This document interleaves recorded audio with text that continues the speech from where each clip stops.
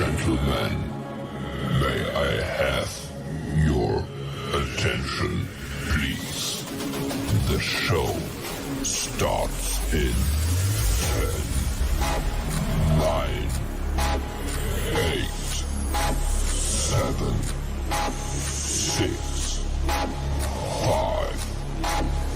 4, 3, 2, 1. Go. The following is a world-class Bullshitters exclusive. Welcome to World Class Bullshitters, the epitome of pop culture. I'm your host, Jeff Hicks, and with me tonight is the one, the only, Dion Green.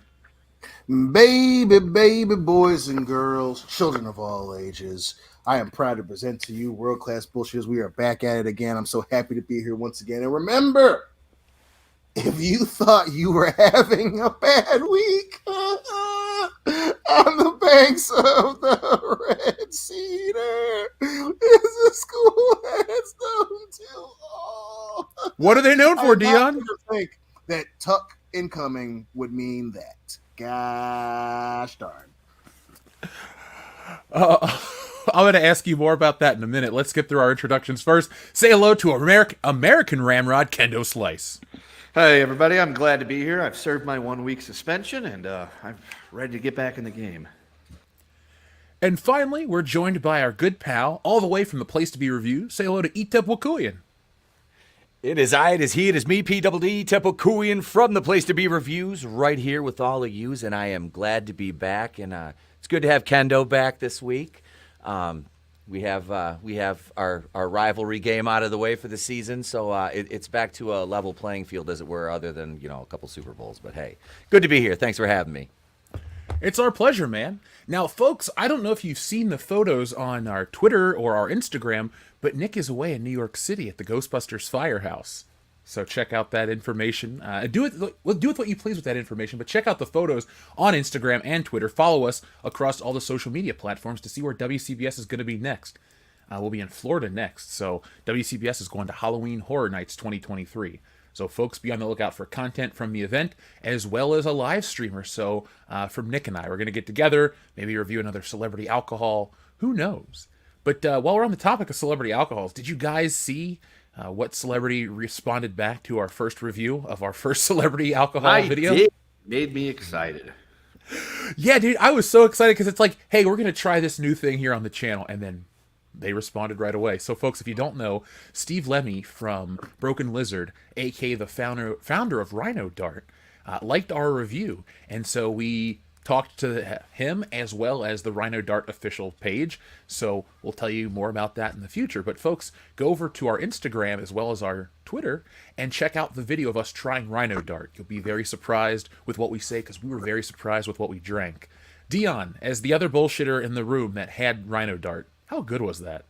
That was incredibly good. Usually a lot of celebrity stuff is okay to maybe a little bit less than okay, and that was delicious. It was definitely up there in terms of celebrity endorsed or celebrity produced stuff. It was really good. And it was a relief because obviously everyone knows this channel we fucking love Broken Lizard, so that helped. But damn, man, my man's got something cooking in that kitchen, boy. Yeah. Kendo, we saved you a can, so when we get together, Yay! it'll be yours. Just mail it to me. Well, that's Nick. Nick's got the can, so he will. Pretty sure you can mail beer in the mail. I don't think it's beer technically. It's an agave-based tequila drink, but it was delicious. Yeah. That's all right. Nick can put it in the mailbox, and then they'll think it's a bomb, and Nick will go to jail. You're a good friend. Yeah. You're a good friend. I'll visit him in jail. I'm not above that. Yeah, you motherfucker, if you get him in there, you better be in there with him. Put the goddamn file in the cake, sir. But here, Nick, you got to keister this, but it'll help you get out of here. yeah, not as good as a key, but I mean, it's as close as we're going to get. Now, folks, we start today's show off like we always do with some new patrons. So today we have some new patrons to announce and welcome to the community. First off, our friend That Gaming Changeling joined our Patreon page. So thank you, That Gaming Changeling. And our friend Holland joined at the $20 tier. So he is a world-class bullshitter. Over on Patreon, you can contact us directly. We'll respond back to you with all sorts of stuff. But we give you bonus content all the time. We gave you an extra 2-hour episode today, actually. That just dropped. We have our draft pick party. I guess that's what you want to call it. Our first pre-week draft. And then we have the License to Kill commentary coming. I want to sync it up to the movie so everyone can watch along at home. So that'll be available this weekend to you guys. But folks, World Class BS on Patreon. Follow us. Find our backlog. We have thousands of hours of content. We've had a lot of fun. We passed out a lot on air. If you want to see WCBS talk about topics that we can't necessarily talk about on YouTube as we fight this algorithm, well then go over to patreon.com right now. It's just a couple bucks a month, and you get access to all sorts of stuff. So, Kendo, Dion, Yes. how are your drafts looking? Or your seasons, I should say. I'm good. Yep, they're looking good. I, for whatever reason, forgot that we were doing it, so it auto draft a lot. But overall, I think I'm doing pretty good. Made some moves, picked up some guys to stash for later. Sadly, my quarterback was the quarterback in the Battle for Ohio. That was about as what you expect from the Battle of Ohio. So I was worried, but also as long as no masseuses are coming to the mix, I should be good for the rest of the season. Yeah. No, go ahead. I almost picked Aaron Rodgers as a joke. He was my backup, bro. He was my fucking backup, which, that's okay. Backup, I dig it. But I will sacrifice my long-term longevity in this league for the hilarity that was the 2023 Aaron Rodgers season. Now, Dion. Our boy E-Tep knows certain groups of fans up here in the Great North have been sick of that son of a bitch for years. And E-Tep, feel free to stop me if I'm wrong, but damn it. You ain't wrong. I feel for the guy, but I laughed. Preach. Just it. Oh, my brother, testify. It is not, I never want to see anybody get injured. But seeing Aaron Rodgers go out like that after how many years of him dusting the Lions is just, it's poetic. And it's like, he tries to stick around, I'm going to go to New York. Like, what's he going to do? Go to the Vikings next? Right. Maybe the Saints? Send a dick pic or two. Jen Sturger still works for the Jets, I think, so she better beware. Damn. I think I follow her on Instagram or something. Yeah, right now it's starting to get weird. But no, It's hey. emotional support. When a Mississippian sends you his schlonger, you gotta make sure that they're all right. That's the true definition of Mississippi power. Yeah. Mississippi power. Mississippi power. Yeah, I was planning on sitting down tomorrow night after our football game and doing a little recap because I learned how to do record screen and everything. Just spoiler alert, my Missouri Whiteskins took down Loudy's Ohio Disappointments. Dion got a win. Nephew Doofus got a win in his first ever outing in fantasy football. Pete the Chode lost. And Nick got an upset victory over Jeff, and it wouldn't have happened if I wouldn't have reminded Nick to start a defense, and he just so happened to have the Dallas defense. Son of a bitch. Which, again, another time to sit and laugh because literally on a historic night, Nick, who barely watches any sports, he's not yay go sports ball. This son of a bitch goes on to pick the team that may have the craziest win in Sunday Night Football and the most hilarious win in Sunday Night Football history. That's fucking the most world-class bullshitter thing I've ever seen. 40-0, and Nick just happened to accidentally pick him. God. Yeah, because I jumped on there and I was like looking through the scores on Sunday evening while I was sitting around the house, and I saw that Jeff was beating Nick. And I'm just like looking at their thing, and Nick didn't have a defense. So I just sent a message like, Nick, start a defense. And they started a defense. And I looked like 2 hours later, and Nick is now winning substantially because the Cowboys scored like 40 defensive points or something crazy like that. So so it was 40. Yeah. And on top of that, Hillary and I, we went on a little afternoon date, movie. What'd you dinner see? and all that shit. Went to the bar, and we watched the Battle of Ohio. So then to get home, and I open up the fucking league and to see that my boy is also happens to get trounced by something that Nick wasn't even going to fucking do. I was like, yeah, I'm not gonna bring up football this week. Yeah, it's better you don't. Yeah. I'll leave it at I that. was I was like- so excited. I had my Bengals shirt. I was ready to go. That was the game. Yeah. That's all. That was all it was, man. Yeah. In terms of our side bet bullshitter bowl, Nick is currently winning with 1 win, and that's the only head-to-head we've had. So, You should stop now because you're making me not want to go to Halloween Horror Nights with him. So I mean, you're driving a wedge between Nick and I don't appreciate it, Kendo. He just blocks him on all social media except for when we do the show. We Yeah, don't. you're I'm dead trying to to me see outside when of we this. have another. Oh, Dion and I go head-to-head in week 4. Yep. And so there's that. And then week 5, no. So week 4 is the next time we have one of us go head to head. And then me and you go at it in week 6. So there you go. In a couple weeks, we got some stuff to look forward to, some shit to talk, some, smacks to lay down. Yeah. Listen, then week 7, Jameson Williams is back in the lineup. He's sitting safely on my bench, baby. I'm about to win this shit accidentally. Yeah, I can't diss the Bombay bad boy like that, Clone Geek. You are correct. True. That is Nick. He's our Bombay bad boy.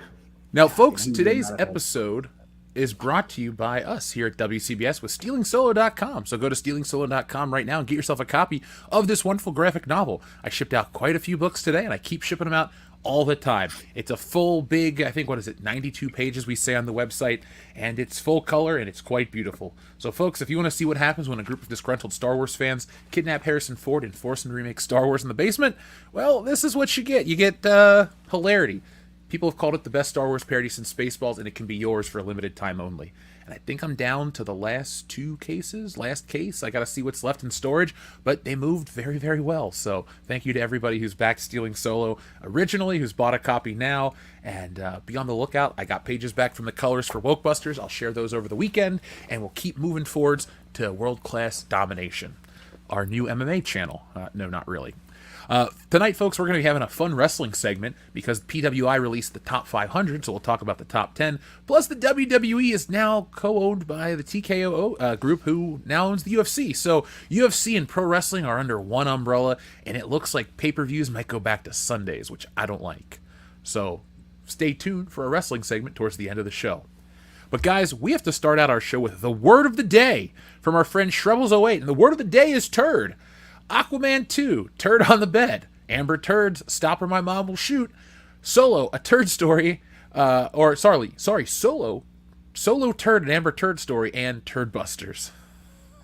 So, yeah. 12 Angry Turds, obviously, is always going to be a good one. Hot turd time machine.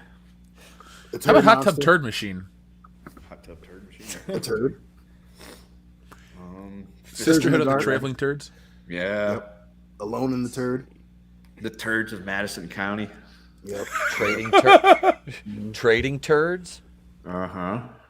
Waiting turd exhale. The Terminator. Did you say the Terminator already? 2 Judgment Dump. The League of Extraordinary Turds. Yeah. Spider-Man No Turd Home?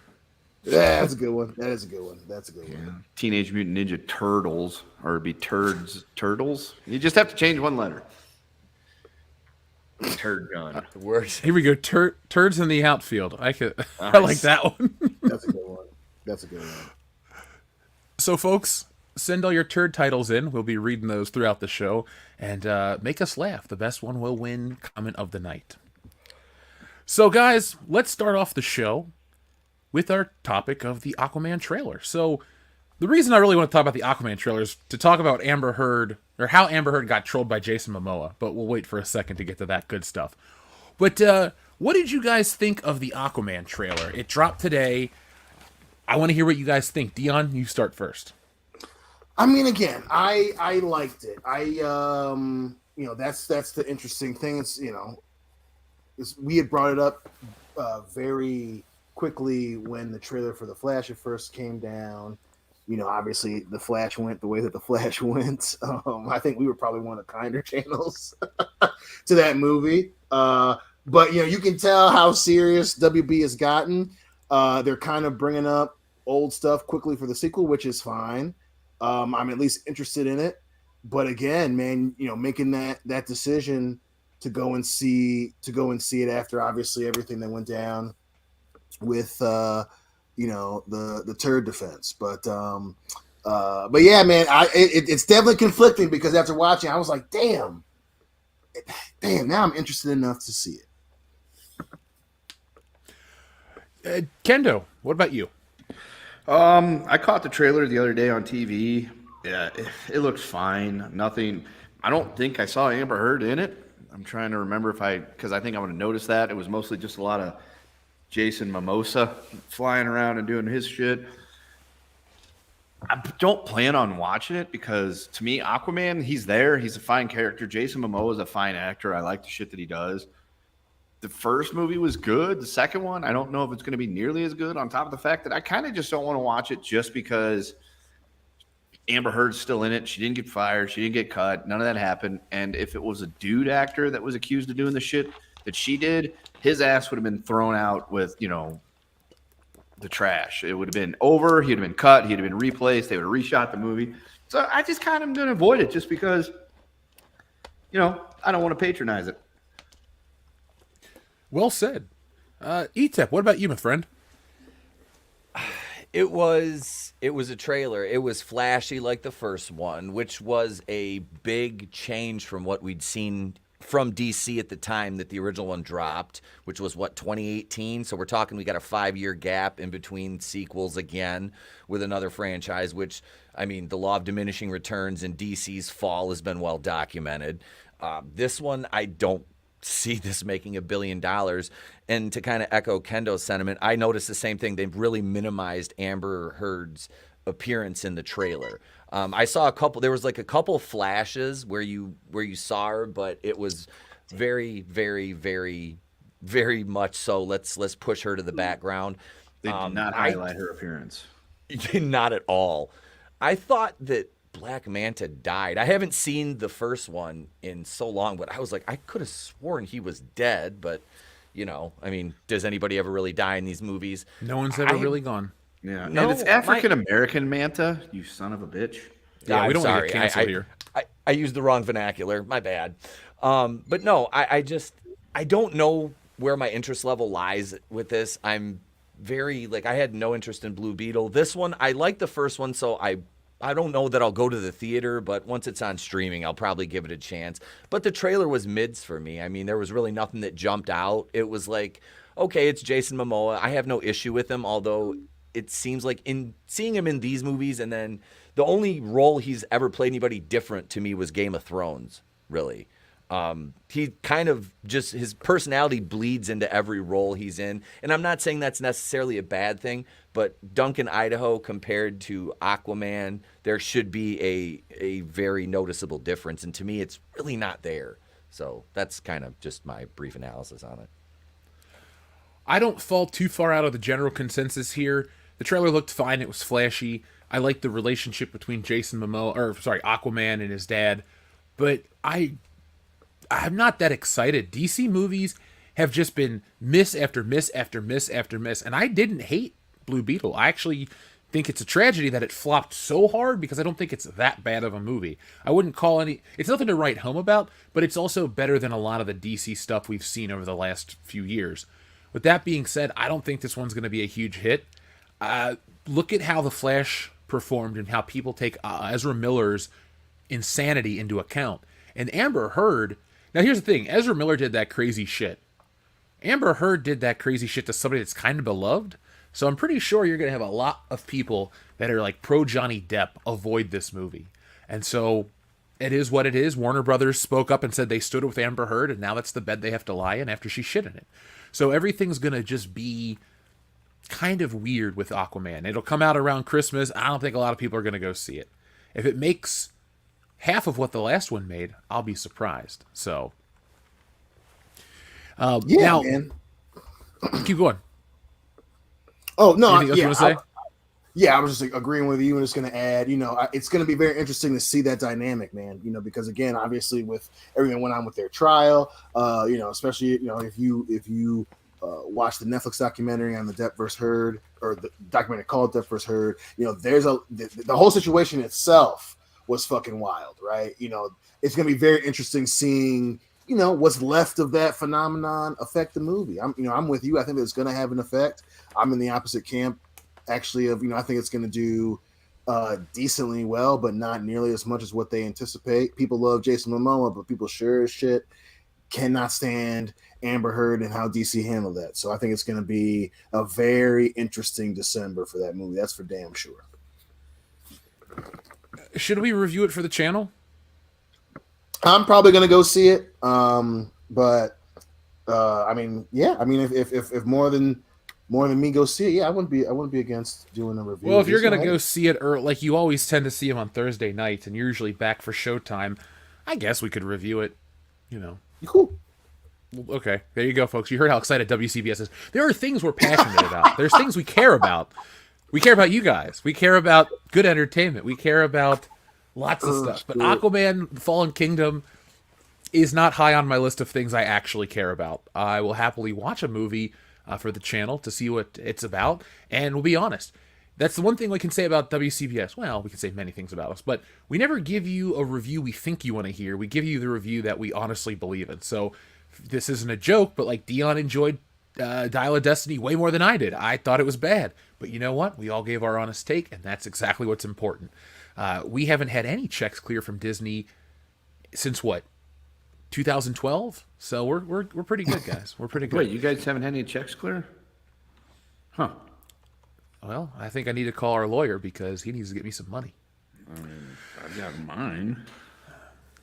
Well, now one thing I wanted to bring up before we stop talking about Amber Heard and Johnny Depp and Jason Momoa, because we're talking about Aquaman here, is Dion, you brought up the documentary on Netflix. I didn't watch it. I don't care.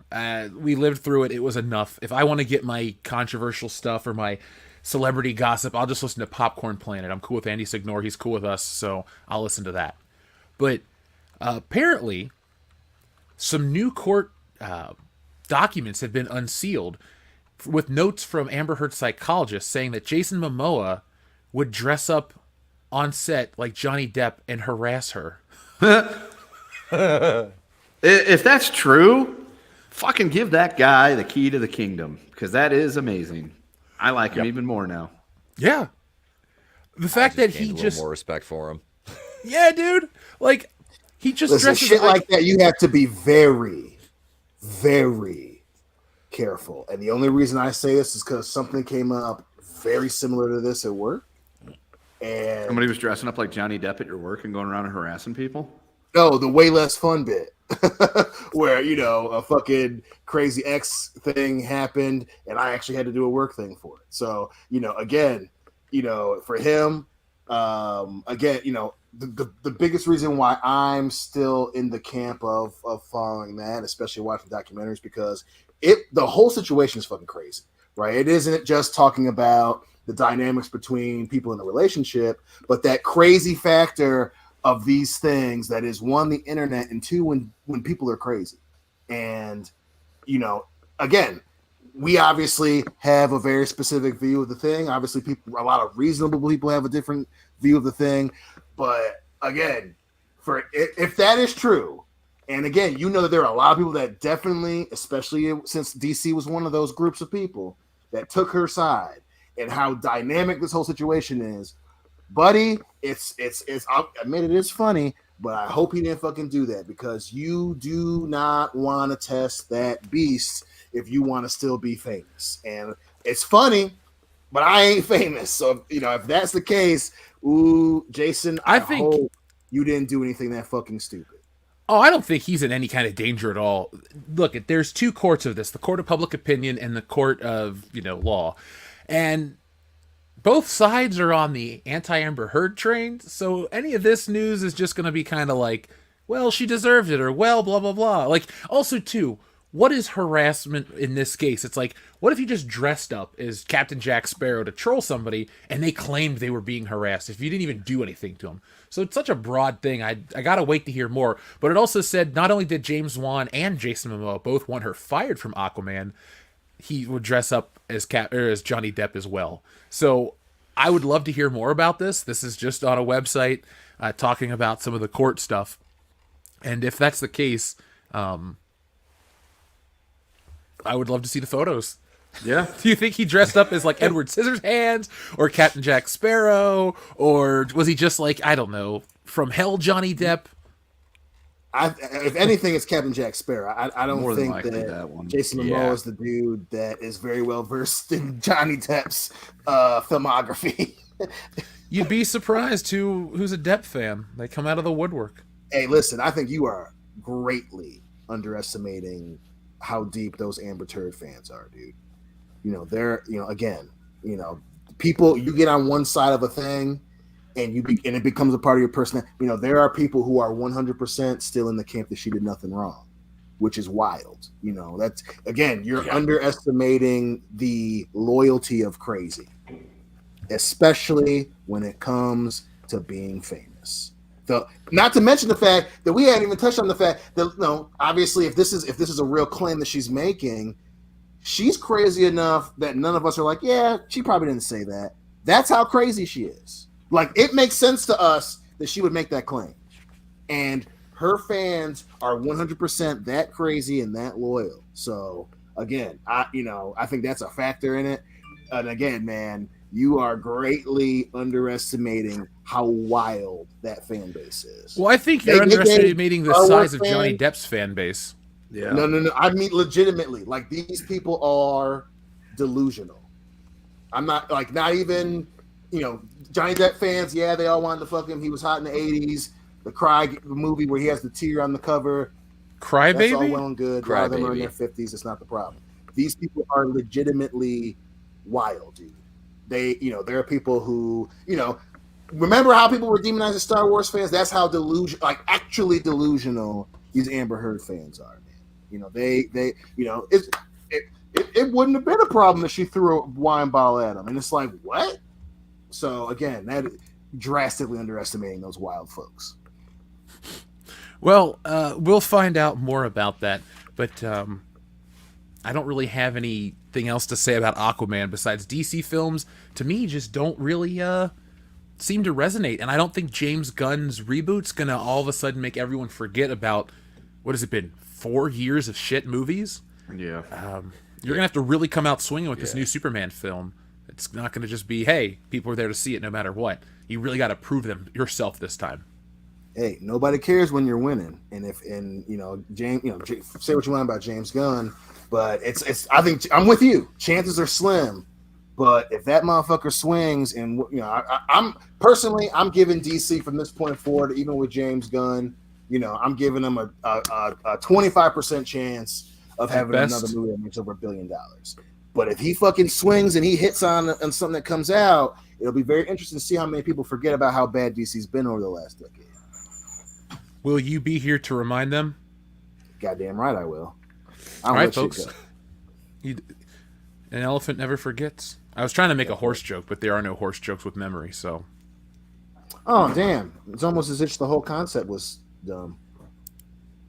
Oh, Dion, we're getting close to Halloween. Your old pal Buffalo Jeff is back in town. Don't even joke about that, you son of a bitch. Buddy? Buffalo Jeff and the Macho Man are gonna do a little collaboration. Oh yeah.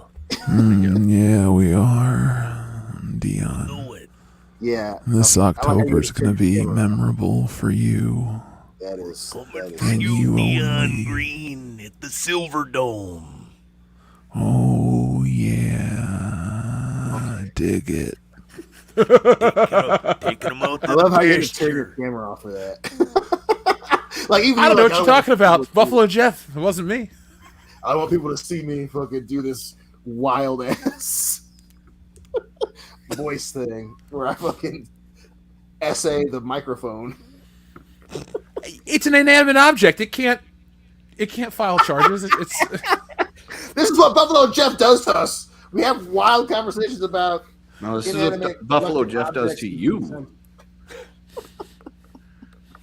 You don't want to find out what Buffalo Jeff's going to do to you this October, Dion. Just be Yeah, prepared. damn.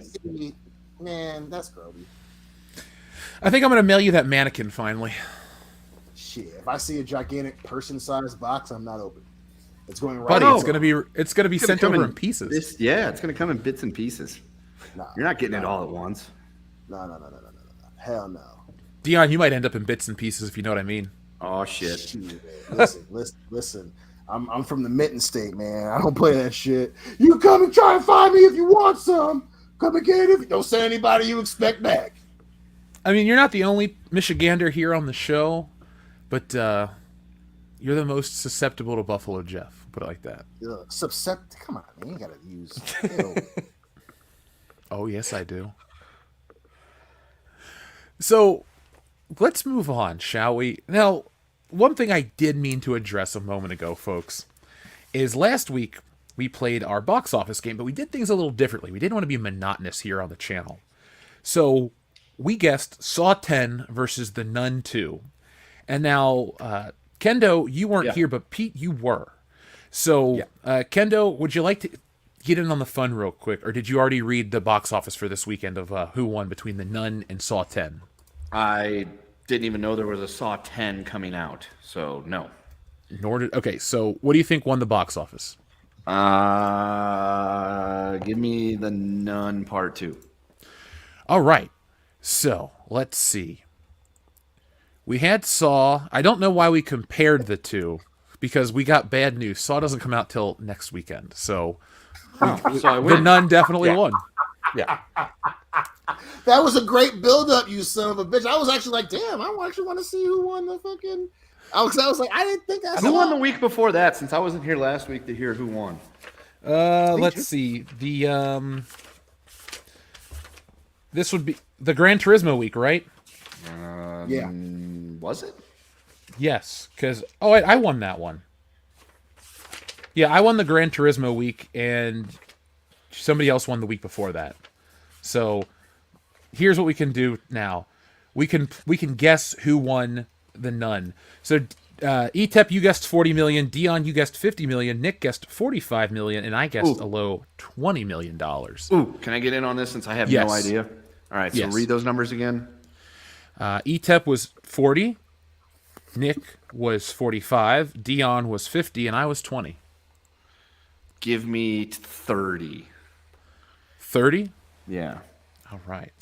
So, let me pull up the numbers right here.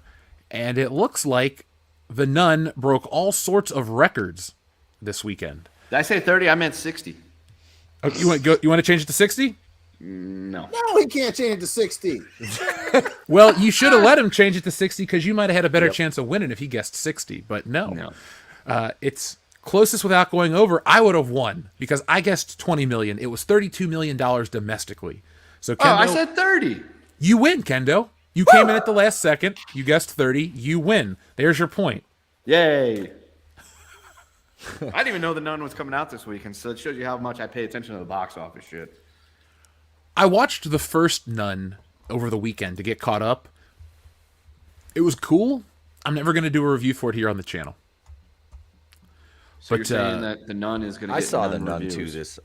I saw it this Saturday. The wife and I would see it for the anniversary, and I did a review of it. I gave it about a 6 out of 10. It wasn't terrible, but I mean, if you're into the Conjuring universe, it's fun. It had some good stuff in it. The effects were great. The lady that plays the nun, they literally used no prosthetics on her face except for her teeth. Her face is just literally shaped that way. It was very cool, the effects and stuff. But like I said, the new nun character that they added in to go with Taissa Farmiga was like pretty useless. I'm like, and looking at it from the standpoint of they're going to do basically an exorcism on a demon, I'm like, they're not going to send two nuns. They're going to send a priest. It was just, yeah, I don't know. There were some things I had issue with, but overall, I did enjoy it. Not as good as the first one, though, which I just watched like 2 weeks before. So, like I said, soft 6 out of 10. Well, do we know what's coming out this weekend, actually? Or else should we just, Haunting in Connecticut's coming out, and then This actual Friday, like as in tomorrow, correct? Yes. Sure. Because I don't want to have another snafu like we just had right now. The Nuns of Navarone is a movie I definitely want to see. Would you guys watch that movie? That I would watch. That sounds Depending on who's starring, if it's not my girl Lisa Ann, I probably won't. Oh, I was hoping for something like Meryl Streep and Sydney Sweeney and young that actresses. Too. That too. This is like a real movie, Dion. We don't produce smut unless Nick's here. So That's right. He's our official smut peddler. that's even in Stealing Solo. We talk about Nick's porno career. So, folks, stealingsolo.com. Weird plug. So is it really Haunting in Connecticut? Outlaw Johnny Black comes out this week. Is that the movie we want to guess the box office then? It's the Michael Jai White prequel to Black Dynamite. Well, it's going to be around here. I could go see it tomorrow at 3:45 if I wanted to. Let's guess the box office. Dion, since you are so excited for it, what do you got? I think it's gonna surprise a couple people. I think it's gonna make I'd say about 35. 35 million. Kendo. Give me 25 million. 25 million for Kendo. ETEP. I'll go with 30 on this one. 30. I'm going to guess 15. I know I've been guessing low on these, but the box office is something else these days. Nick takes $1. And Nick takes $1 since he's in New York City right now. It's funny. We're all in the millions. Nick has an actual decimal point on where I wrote his number down. So $1 for Nick, folks. Can Nick win? Did we all overestimate? Find out next week on World Class Bullshitters. Folks in the chat are optimistic about the new Saw, and some are saying A Haunting in Venice will probably be #1 this weekend. Yeah, I actually see commercials for that. I would rather see Outlaw Johnny Black, but I do think Haunting in Venice will make more money. There's something, horror's back in. It's been in for the last couple years. I'd rather see A Haunting in Venice Beach starring Hulk Hogan. Brother.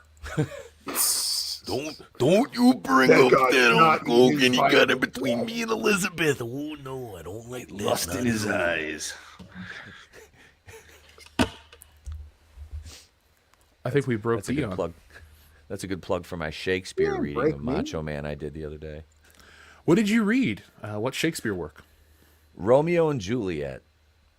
We read a passage from Rome. Oh, what light through yonder window breaks.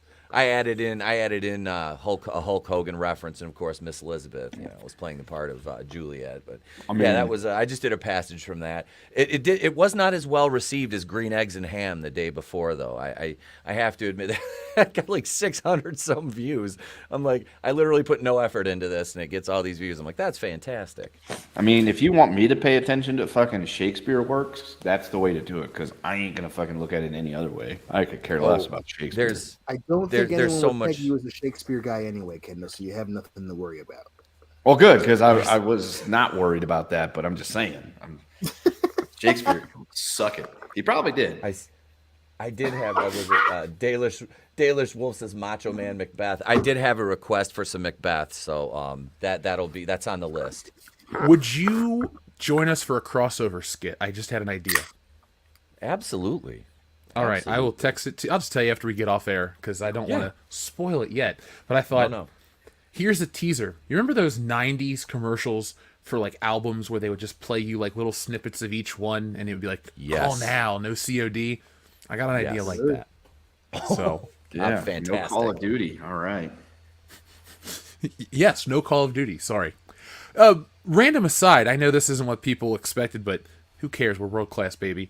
Did you guys hear that this game company that owns the Unity engine started charging money, and now they're getting death threats, like credible death threats? No. Well, there's always a rational way to handle every problem you run into, and I mean, I don't see the Wait, no. Did you say death threats? Yeah. Folks, if you want to send some death threats, send them to Nick Utam, care of World Class Bullshitters, and he'll read them. Or don't, because I think they're illegal. Well, only if you press charges, and I don't think any of us are going to press charges against people sending Nick death threats. I guess you're right. If Nick gets death threats, I'll just make sure. I don't know, man. Nick's the glue that holds us all together, so we got to keep him around. Yeah, but it would be funny. Well, let's just. We can just troll Dion. That's equally funny. And no Folks, one if you ever want to gets send hurt. Dion some death threats, send it to Dion Green, care of world-class bullshitters. I don't remember the P.O. box, so if you give me a second, I'll look up his actual address and give that to you. Jesus. Our new P.O. box is coming. I've just been going to the post office. Every time I go to drop off books, it's too busy to wait in line to fill out the paperwork for the P.O. box. So I guess I'll just wait, or I'll do it online like I could always do. Let's see. Do the death threats have to be towards the WCBS crew, or can they be to anyone? I mean, it'd be weird to send us a death threat that you got directed to somebody like, Aaron Rodgers or something. It kind of wouldn't make a whole lot of sense to send us his death threats. But you could send us non-death threats, but you could send us letters about celebrities you hate and how you would kick their ass. So it's like, dear, who's a celebrity who deserves their ass kicked? Dear Andy Dick. Yeah. And then you could just. I was going to say Ron Perlman, but Yeah, because Andy Dick's, his ass has been kicked by life enough. Life's done a good enough job with him. What about Mark No, Ruffalo? he actually got That's his a good ass one. Oh, kicked too. I like Mark Ruffalo. Dear Mark Ruffalo. And then, we got some good letters today. We actually got, later on in the show, somebody did a fake news clipping about Coach Kendo. So, yeah. Kendo, you're going to want to hear that. The FBI raids Camp Kendo. Well, there ain't nobody there. At least I hope not. Well, the Libyan nationalists were living in your basement. Ah, And the they had, Libyans. It's always the goddamn Libyans. pretty sneaky. So let's we got all that information written down. Now, here's one of our main topics for tonight. A couple months ago, they announced that they're making a Lando TV show. Now it's a movie. So we have more Star Wars movies that probably won't come out. No, Ryan Johnson making this one. It's part of his trilogy. no, Ryan Johnson will never get his trilogy. We could make a list of things. I Folks in the have it on chat, good authority that he is getting his trilogy, though. There's Who's gonna going to be an greenlight it? Oppenheimer. There's going to be an Oppenheimer trilogy before Ryan Johnson gets a Star Wars trilogy. But There's he Oppenheimer. he won The a next movie's Saturn Hiroshima. Award. The next movie's Nagasaki. There you go. There's your trilogy. Nagasaki, Oppenheimer, Rising. now, can Nolan make that one too, or do we have to get the Asylum to make it?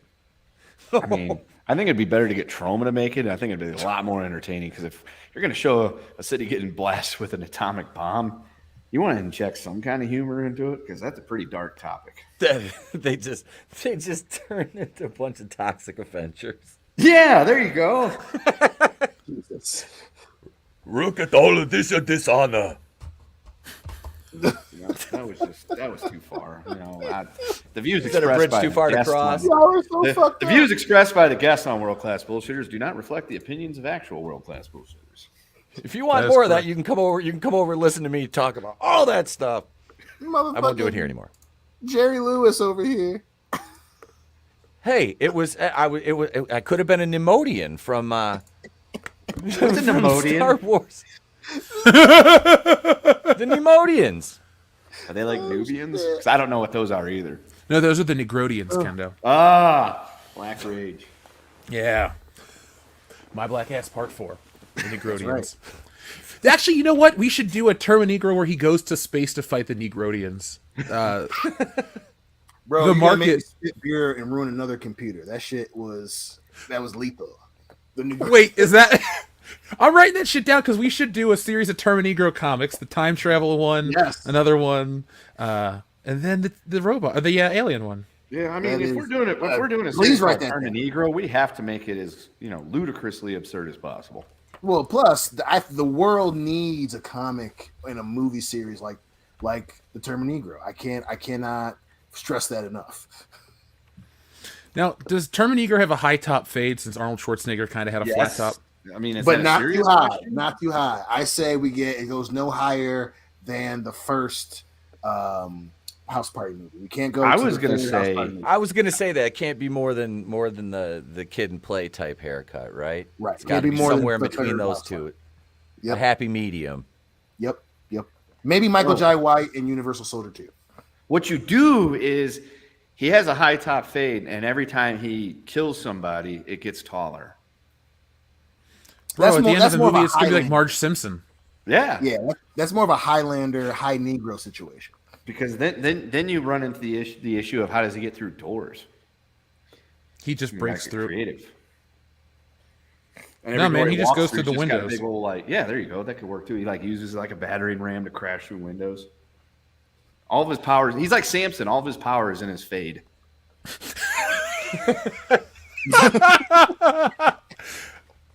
Are we going to By use the Otis. low-hanging fruit of the catchphrase, I'll be black? I mean, I Yes. feel like people would chuckle at that one. That might be one of the greatest things you have ever said on this show. You gotta be careful because every comic book we have so far is based on a joke. It's like, hey, what if they did kidnap Harrison Ford, stealing Solo? Hey, what if we were the Ghostbusters, Wokebusters, now Termini-gro?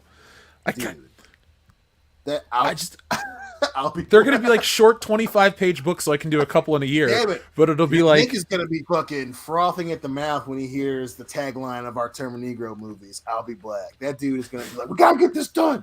We gotta get this done." No one has that. He's gonna lose his shit. Yeah, he'll want to make a trailer and everything.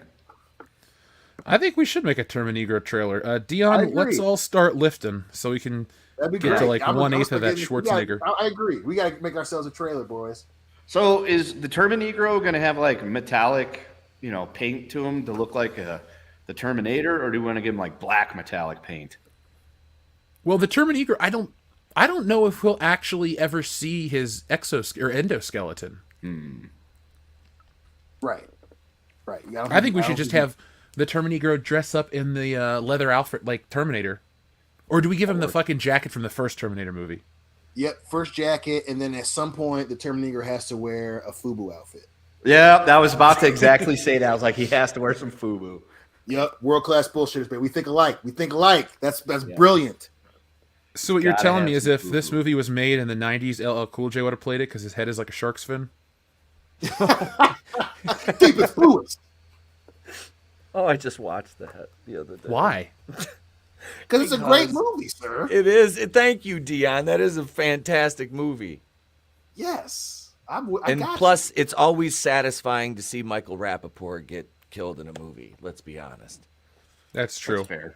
That's a very good point. Now let's talk about what's on screen here. We have DonGlover, a.k.a. Donald Glover. I know. Glover. But God, he was a robosexual in the last movie. He's pansexual according to the writer. So Lando Calrissian's movie is something that nobody's asking for. And you can only cash in on nostalgia so much. Look at Ahsoka. People aren't really buying into that nostalgia bait. But what do you guys think about this movie? Do you think this movie is going to be a big hit? Or do you think this movie is actually even going to get made? Let's rephrase that. Do you think this movie will be successful? Do you think this movie will be a flop? And do you think this movie will even get made? That's how we'll phrase it like Yes. that. No. Wait, what was the first one? I'm gonna say it won't get made because 2 weeks ago, the director and fucking, our boy himself, don't get me wrong, still love me some Childish Gambino, they didn't know what was going on. And it is the most Disney thing ever. Again, this is to call back, we're a podcast. This is Rian Johnson all over again. He's gonna get this trilogy. We talked about this trilogy. It's gonna have blah blah blah blah blah blah. And sure enough, the director that they want and the star had no idea what was going on. The fact that they were talking about a show, apparently, when it was in the media, is how the director found out about it. Disney is just all over the place. They don't know what the hell they're doing with this property. It's the same old shit with them every time. With Star Wars, you have an opportunity to do something. Don't get me wrong. I don't think Lando's going to be very good if that shit does come out. But every time they have some type of traction, whether it be relevancy or production-wise, something gets going and they fuck it up. Why in the world, especially after the High Council, the Grey Jedi debacle, why would you not have your ducks in a row on this? And in true Lucasfilm fucking fashion, it's like at this point it's comical.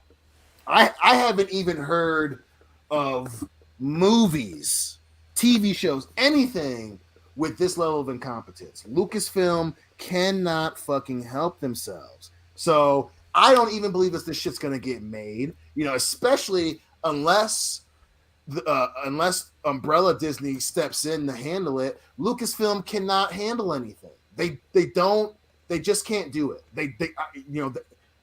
Whoever the hell you want to blame it on. You can blame it on Kathleen Kennedy. Everything starts at the top. I believe in that too. They can't do their fucking jobs. If it's a movie, if it's a theme park, if it's a TV show, if it's a comic series, it's comical at this point. It's insane.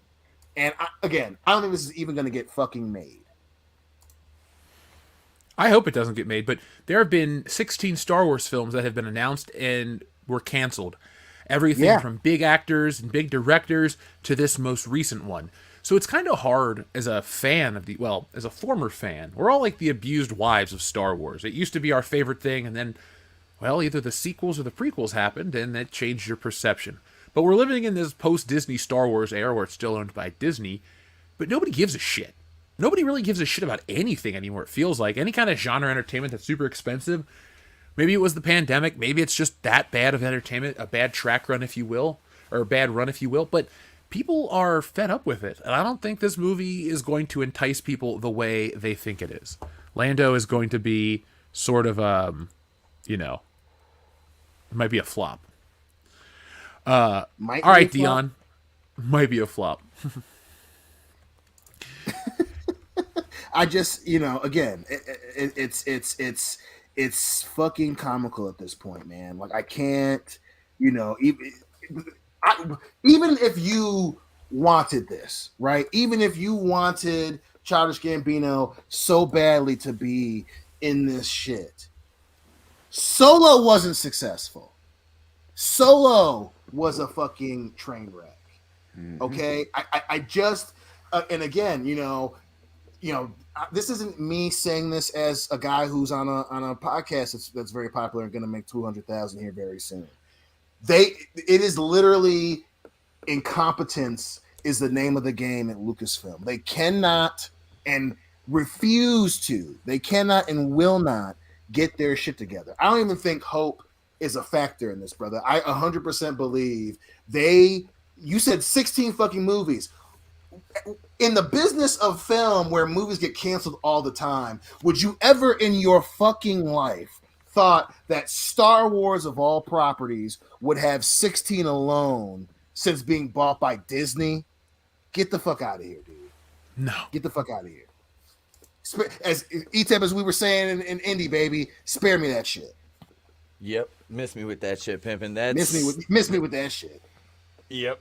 That's insane. And Disney's owned it since 2012. So you're talking the span. It says 11 years. Just because it was October of 2012, I think, right? So we're coming up on 11 years now in 16 films. And how many series? And all that nonsense as well.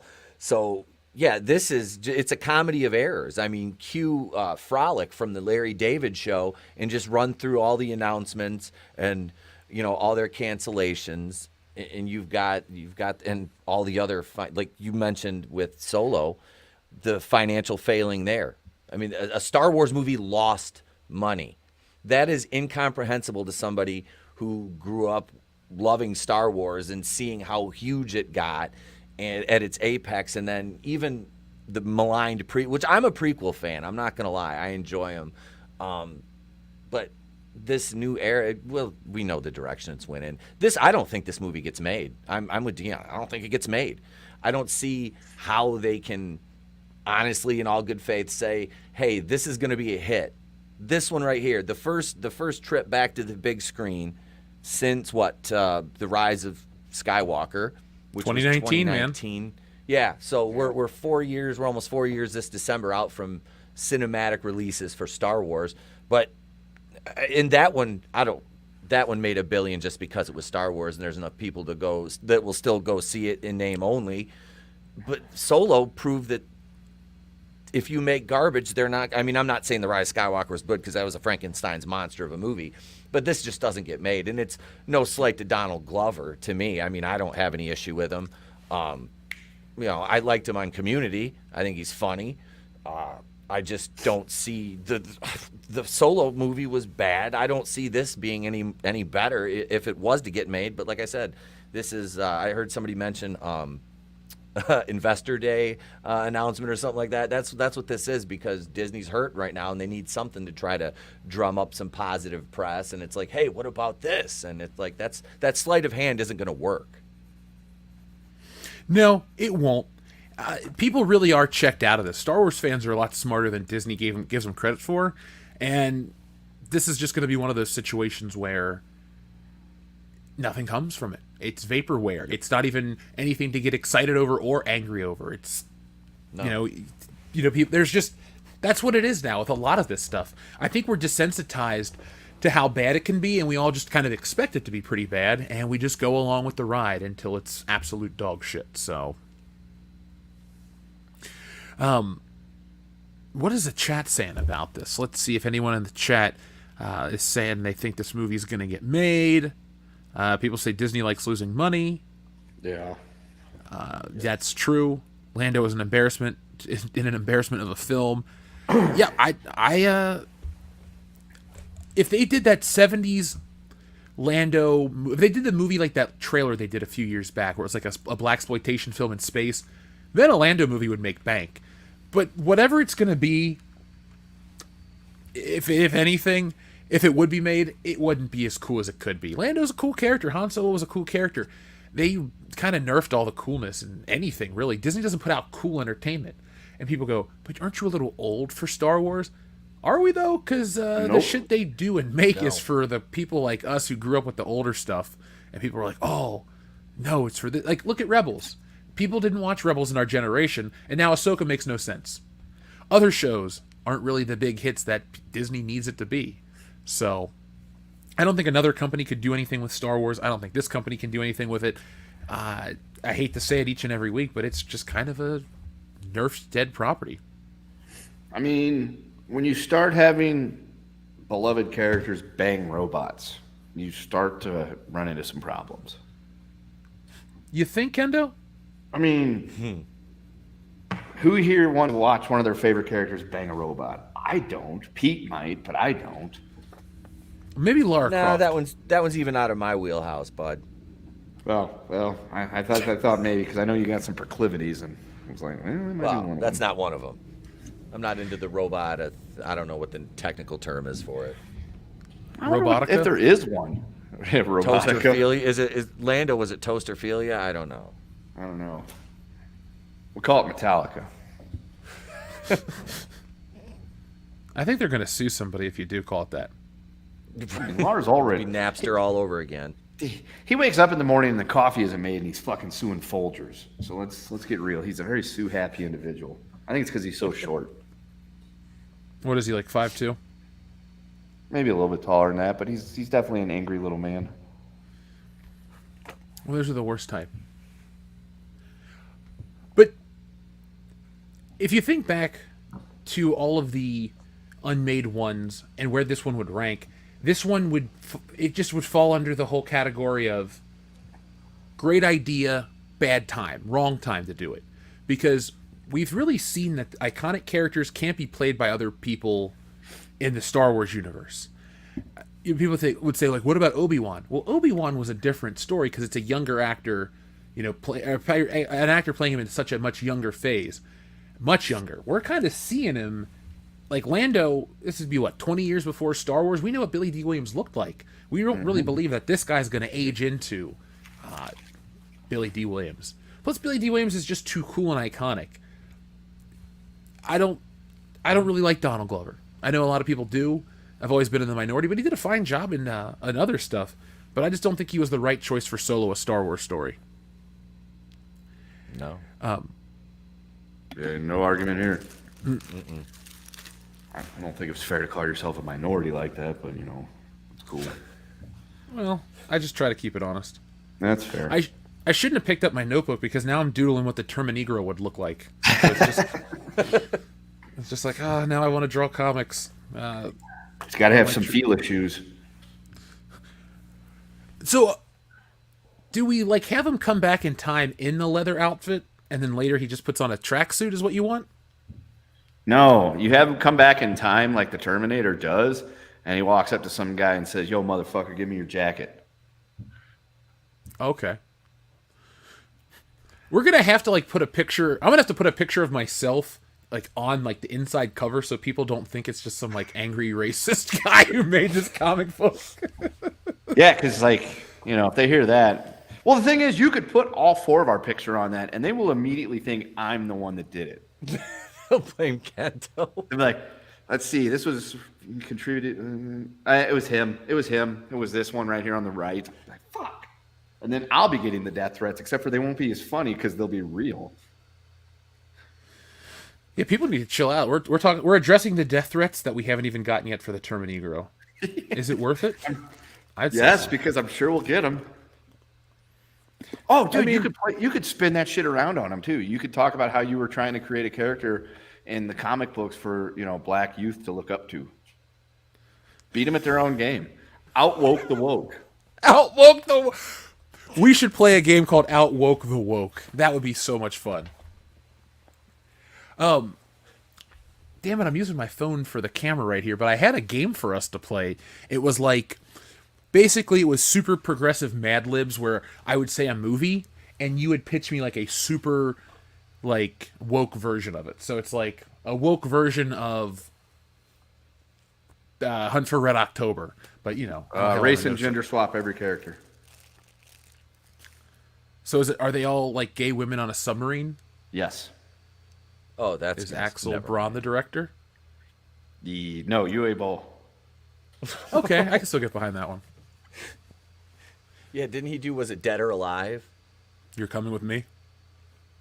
No, the volleyball chick movie, wasn't that? Oh, shit. That very well could have been him because that sounds like I think some that kind was of Uwe Boll, horrible because that crime. was based on, that was based on the video game. I think it was a PS1 game or PS2, I can't remember, but anyway. Oh, yeah. Let me double check that. Filmography. About how long ago was that? Oh, it had to be, what, early Like 2000s? 15 years? Well, are you talking about Blood Rain? No, Dead or Alive. Oh, okay. That's like 2010, I think. Was it? Yeah, I don't see it. Let's see. Are you No. sure Uwe Boll directed Dead or Alive and not House of the Dead? Oh, shit. He don't did know. Postal? Yeah. Huh. That movie was terrible. The game was a lot of fucking fun, but that movie was awful.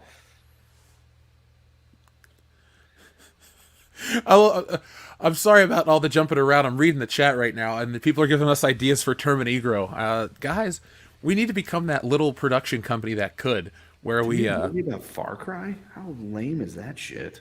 Yeah. Dude, the Far Cry movie came out, and nobody saw it. Yeah. I didn't even know that was a movie.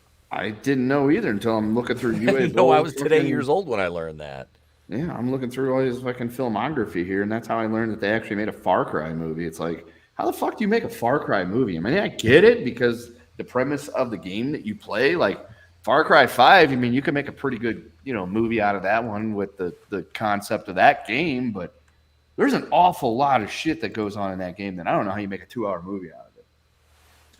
Did you play the one with Giancarlo Esposito as the bad guy? No, that's the 6th one, and I was wanting to play that just because the Chicken Man's in it. I like him. D.O. Oh, sorry. Go ahead. I was gonna say DOA Dead or Alive was directed by Corey Yoon. It was not our boy, but it was produced by Paul W.S. Anderson. Director of the greatest video game movie of all time, Mortal Kombat. Paul Westside Anderson? Nice. Yeah. Paul West. Jamie Presley was the star of that movie, which is pretty much why I watched it. I could see that. I could see that a lot. Let's be honest. Now, did Crabman show up in that movie? Because that would be an extremely meta deep cut. That would be awesome. He just wanders into a scene.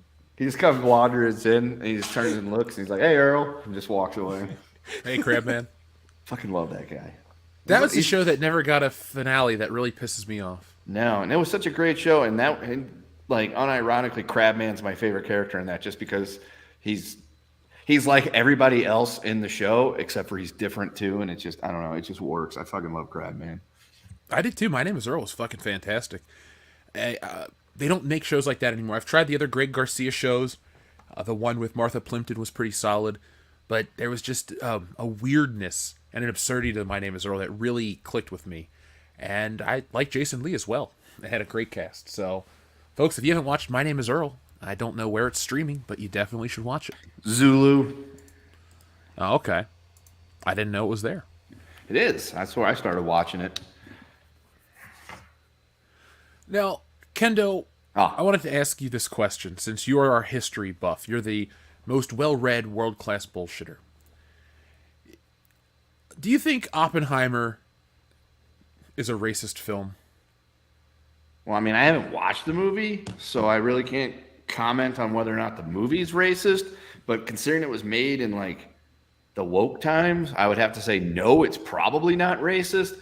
But because it is a period piece that takes place in the 30s and 40s, I can only assume that they're going to say it's racist because it doesn't have enough representation in it. But that makes absolutely no sense because there would have been zero representation like that at Los Alamos. Well, the story of Oppenheimer is now being called racist by director Ava DuVernay because she, basically, long story short, let me just give you the well, I mean, you don't have to really, you can fill us in, but the second you said Ava DuVernay, I immediately just discredited the whole concept that she was throwing out there. Yeah, she got fired from the Elseworld stuff, the Fourth World stuff, which was good because Jack Kirby would be spinning in his grave if he would see her version. But basically, she's trying to make a movie about a current writer, a black female writer. And she said that it's such a process, and she's saying that people don't want to sit through the journey of this writer, and she blames racism for it. She says it's the only example, or the only reasoning for it, is that it's racism. I mean, I agree. Anybody that doesn't want to learn about anything to do with anybody that's not white is clearly racist. That's Occam's razor right there. That fixes that every time. I mean, if everything is racist, nothing is racist. Well, DuVernay blamed the challenge. Sorry, why can't I speak right now? Probably because I'm thirsty as shit. But DuVernay unsurprisingly blamed the existence of the challenge. Do they still make those anymore? I don't know. Folks in the chat, do people still fucking take Quaaludes? I'm getting more man. Do you remember the drug-snorting aliens from the movie Heavy Metal? Yes. I don't know why that voice made me think of that, but it did. So, what I was trying to get at, though, is she said there's a challenge to making this movie, and she puts all the blame on racism, not because her story is not as interesting as Oppenheimer, or the fact that this woman writer didn't change the world like Oppenheimer did, no matter your opinion on the bomb. But I just find it funny that we're still living in this era of, you don't like my story? You're racist. No, Ava DuVernay, no one's racist about this shit. You're picking a weird, artsy-fartsy movie about a topic no one gives a shit about. I mean, if I wrote and directed the David Duke story and nobody went to see it or greenlight it, would that make it racist? Is that how it works? Probably, but I don't know if you want to go down that path. Though, if you want to see David Duke in a movie, watch BlacKkKlansman. Oh, okay. Because he's played by Topher Grace, and BlacKkKlansman is based on a true story of this black dude in the FBI, and he called David Duke, like, I think every day on the phone or something, and used this fake voice, and basically got him to say all this crap. So, Topher Grace is the perfect actor to play that role. Yes, he is. I mean, you're not wrong, because I don't like Topher Grace, mainly because of him being Venom. That's the main reason why I don't like Topher Grace. But him playing David Duke, that's funny in way too many ways. That makes sense on every level. Yeah. It does. One is an asshole and the other one's David Duke.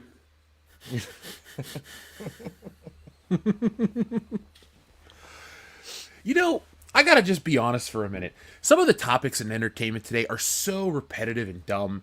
You know, talking about this lady just reminds me of how how much there's a lack of interesting content to discuss in terms of what they're making. And I mean, it just makes me want to make more of my own stuff. Like, I know people joke and think half of the shit we talk about on the show never comes to fruition, but it actually does. And I'm really, really interested in Termini-gro all of a sudden, guys. Like, looking at this picture of Lando, I want to see a Termini-gro in a film. Do you think DonGlover could play him or no? No. Why would you want to have DonGlover? I don't. I want Dion to do it because that's like the natural. If we in the do trailer, movie, I do. It has to be Dion because he would ham it up so bad that it'd be awesome. For the trailer, Dion, of course, is the Termini-gro. But who should play him in the big budget feature? Is Denzel too old?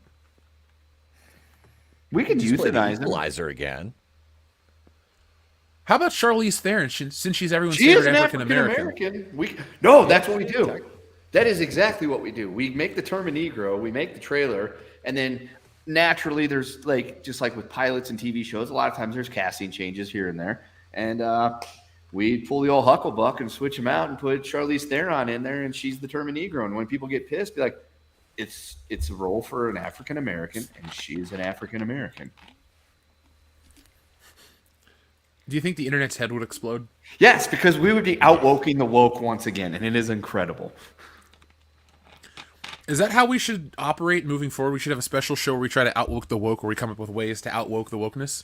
Yeah, like we do shit like that to make them, because the best thing to do is paint them in the corner where they have no out, except for them. They will call you a Yahtzee and a racist, and then storm out of the room. I just want to make that movie now. The Yahtzee and the racist? No, the movie where people just storm out of rooms because they can't handle shit. What if we got some Germans to play Yahtzee? Who? Germans. No. I'm just going to put my foot down. No. All right. WCBS. Say those words in their weird accents.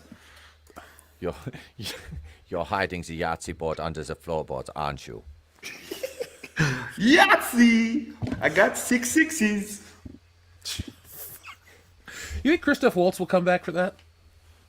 Yeah. Be like, yo, can you say, yeah, I got the full house? There you go. That's all you got to do. So you're telling me John Stamos has a role in this somewhere? Yeah. Dry of a kind. Ooh, that's a Yahtzee. Yeah. Is that how you say it? There you go. That's all you got to do. We don't have to get Germans. We just have to get people that can do an extremely hilarious German accent, and then it's just a 2-hour documentary about them playing Yahtzee. I feel conflicted about doing that accent any longer. I'm not going to lie. Well, you can only grow when you step out of your comfort zone. Yeah. So, all right, let's do it. I'll do anything for money. I mean, how about I was young and needed the money. There we go. We just have Pete play every part. He plays all 5 Germans. How many famous porn stars do you think said that, Pete? I was young and needed the money. Like, do you think John Michaels ever said that? Oh, I guarantee you, every one of them has uttered that phrase in some shape or form while they were taken back. Never mind. But anyway, yes, my answer is yes. Oh yeah. I'll dial it down. Yes, I'll just say yes. They've all said it. Mm-hmm. And then immediately following, they said, "Oh," but you know. I'm not positive, but I think Pete and I might be in a similar Facebook group, and regularly there's things posted there where like women are like, I was forced into porn, or porn ruined my life, and things like that. Yep. And they just Yes, refuse to acknowledge the fact that they willingly did this as a business to make money. Yep. And it's coming back to bite them in the ass. My favorite is when their exclusive content gets leaked. They're like, "You guys, how could you do this?" And it's like, well, there's a thing called screenshots, and some people will do that, and that's how it happened, you know. How dare you let my family know I do this? Well, you're the one doing it, aren't you? Dude, I saw somebody that just threw the greatest haymaker comment of all time. There was somebody complaining on Twitter about OnlyFans, or somebody put something on there about girls on OnlyFans, you know, flocked to it and realized it wasn't the cash cow that they thought they were. And somebody equated them to local rappers.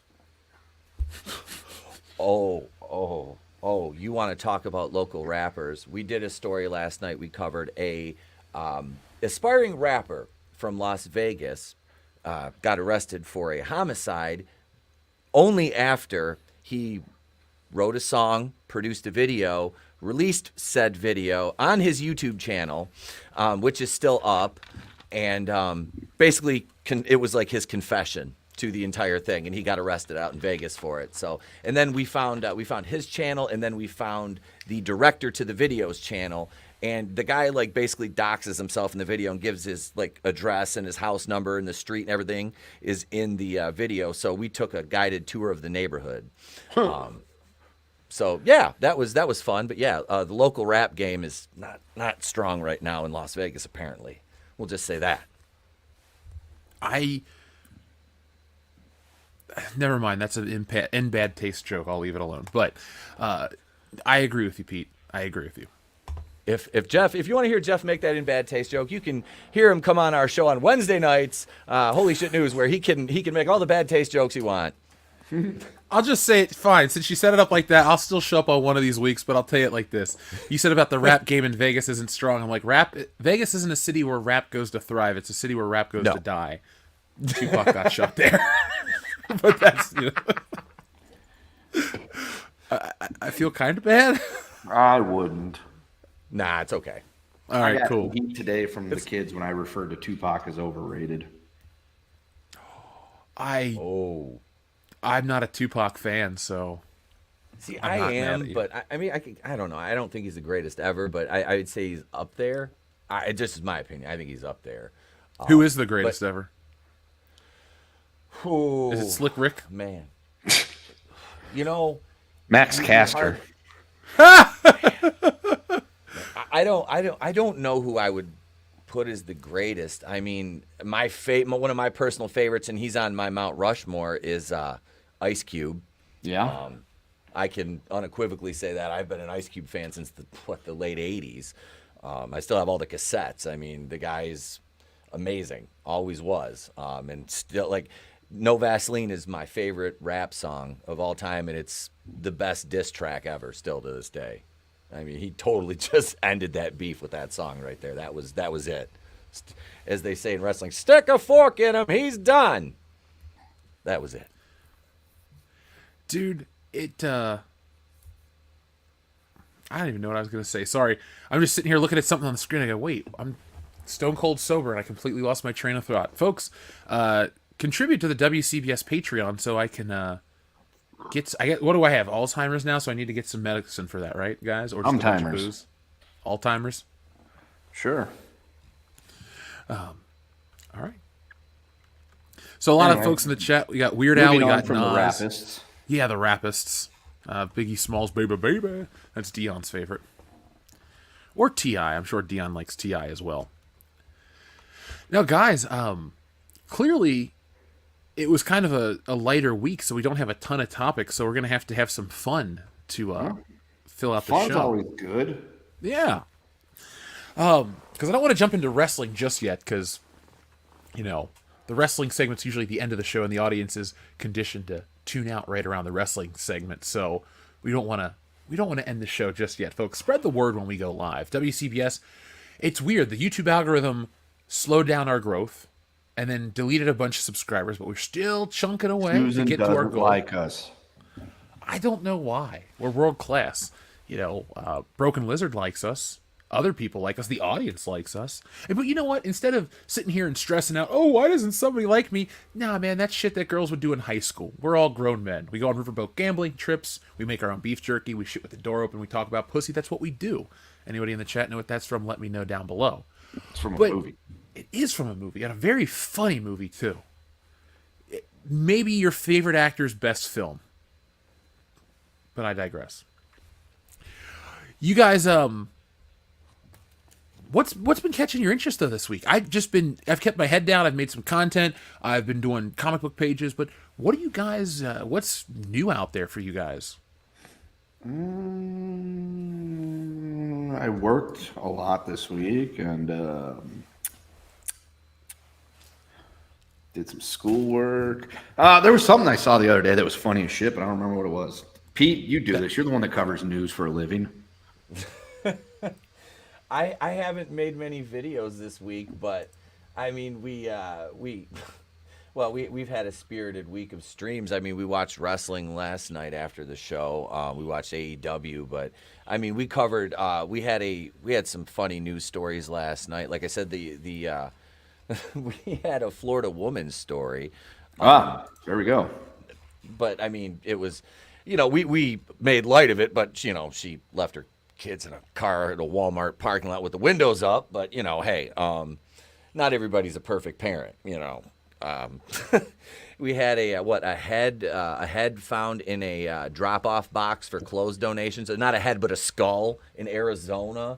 That's a little less cool. You want to talk about the papier-mâché aliens? What? Okay, you tell me about the my papier-mâché aliens. What the fuck is that meme about? Because I keep seeing the papier-mâché alien everywhere, and I don't even know what the papier-mâché alien is.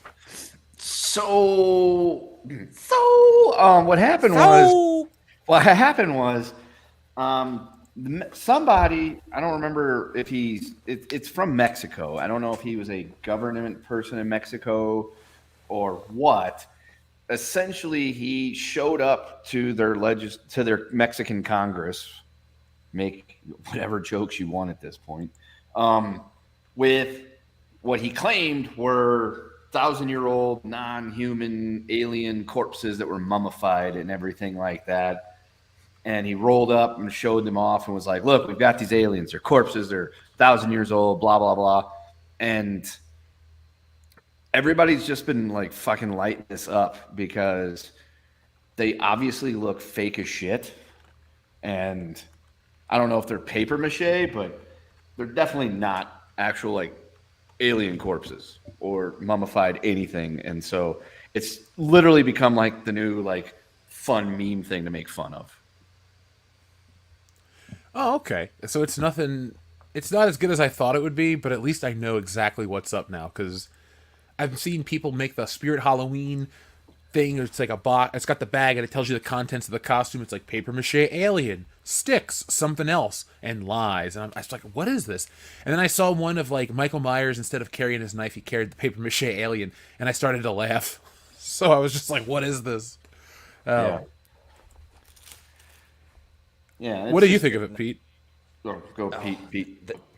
The alien thing it just seems like a distraction from something at this point, and it's hilarious that they look like to me, I saw it and I'm like, isn't that the little alien that was controlling the big one in Men in Black?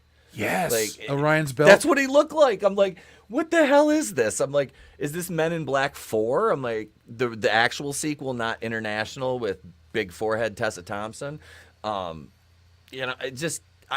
It doesn't look real at all. I mean, this is literally a meme come to life.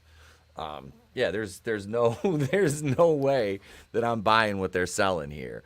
And it's like, look, here is Alien. Ha ha. No, this is not. He's an Russian alien. now? He's Russian. I don't know why I went into Yuri Grabovich's accent all of a sudden. Hello, you stupid Americans. Look at Alien. Ha ha, while we take over. Don't worry, you'll enjoy communism. We'll be fine.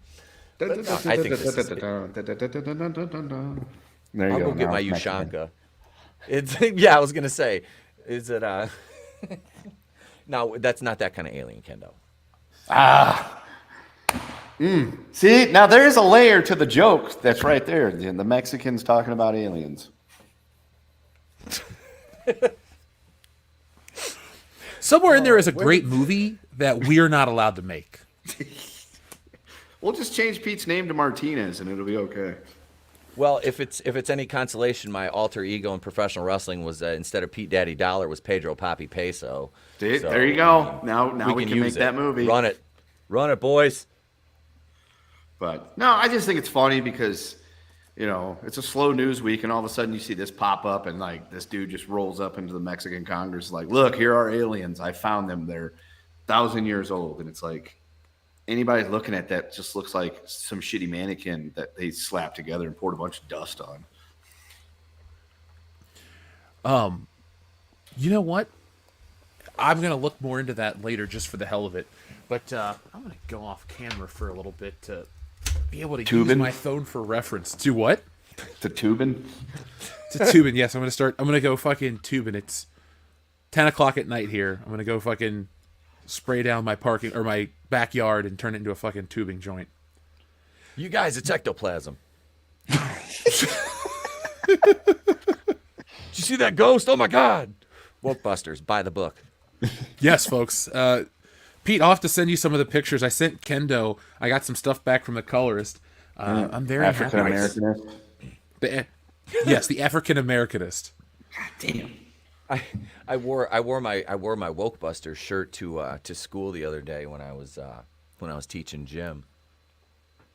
The kids got a kick out of it. They're like, "What is that? Is that the poop emoji?" I'm like, "This is the Wokebusters, kids." I'm like, "Let me tell you about that." Mr. Pete will bring the comic in when he gets it. Everybody loves that damn logo. That logo is a talking point, man. Like, Fantastic. I created that myself. I can honestly say I drew that thing years ago, turned it into stuff. Here you go, Pete. I sent you the colored pages. You can tell me what you think of them. But because I'll keep you in the loop now. But yeah, I love the Wokebusters logo. We were in California and people were like, "What is that?" And I'm like, "Well, I'll tell you about it later." It's making Just fun let of me buy my you cheeseburger. is what it's doing. Yeah, I guess. I mean, the Wokebusters, we can't ever go to California because it's a lost cause, kind of like Austin, Texas. But for some reason, we're trying to save Portland. Just have to find out why in the They comic. just lost their Nike store. Portland did. Isn't Nike out of Oregon? Yeah, they shut down in October the Nike community store in Portland. It was the first the Nike community store, and they were donating a ton of money to the community. And due to all of the retail thefts they've had, and the fact that they're non-prosecutorial offenses now in areas such as Portland, they shut down in October, and then they announced within the last couple days that they were permanently closed and leaving Portland, which is very sad because they built that area around the store. So that was I talked about that a little bit on my member stream today. But yeah, that was sad. It was sad. I just can't believe it. Look, we talked about, stuff being memes of stuff. Everything just feels like society feels like a meme right now. It just feels like the weirdest shit happens, the silliest shit happens, and people just don't. I don't know, man.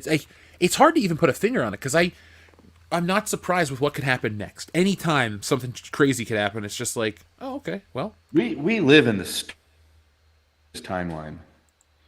We do. It's amazing. which timeline you cut out? The stupidest timeline. Oh, we definitely do, man. Like, What's the dumbest thing you've Collider seen this week? incident. Oh shit! Besides the paper mache aliens, Folks in the chat, tell us the dumbest thing you've seen this week. I mean, I don't want to get political with one of the dumbest things I've seen, but our dear leader being played off to like fucking ballroom music and claiming he was in India when he was in Vietnam is kind of dumb. That was the best. Hey, man, hey. Oh, and his dear son got in some trouble today as well. Again? That's another story. Well, This time it's official. He's officially Yeah, it's in official.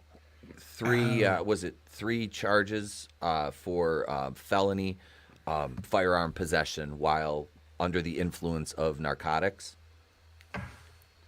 Oh, shit. Yeah, you can't do Yeah. that. No, federal indictments. So, yeah. So, let's just see where this goes. Did you guys see the list of the top wrestlers from the PWI Top 500 list? I didn't, but you had my interest. No, But now because you have my attention. I figure there's wrestlers on there that I don't rate very highly to be on that list. I don't know. Yes, actually, one wrestler that's on this list you absolutely hate. But other wrestlers that are on this list, you might be surprised because... Can we guess the top 10 and make a game out of it? Yes, let's make a game out of it right now. So, Kendo, Pete, All right. Kendo, you go first since you're tenured here, sir. I haven't been here 10 years, but I appreciate the thought. What am I guessing? Number 1? Yeah. fucking the blood guy, Moxley. Okay. Pete, who do you guess is number one? Well, as the man who blocked me on Twitter would say, I'm guessing Twinkle Toes McFingerbang's on there somewhere. Well, Kenny he Omega. did not make the top 10. Oh, good. Harpo Fingerfuck's Good. out of the top 10. I'm not even mad I'm wrong about that. I'm not at all. I see this as an absolute win. As you should, sir. The real number one on this list is Seth freaking Rollins. He made the top 10. Seth Franklin Rollins. Yeah, I could see Seth Franklin Rollins being in the top 10, one, or being number one. He's had a pretty big year. He's been in a lot of fucking big matches, high profile shit. He's the third rated heavyweight champion on WWE since they've got 3 world champions now. I could see that. And of the wrestlers that are out there nowadays in the highest profile spots, he's one of the actual better workers. Now, who do you got for number 2?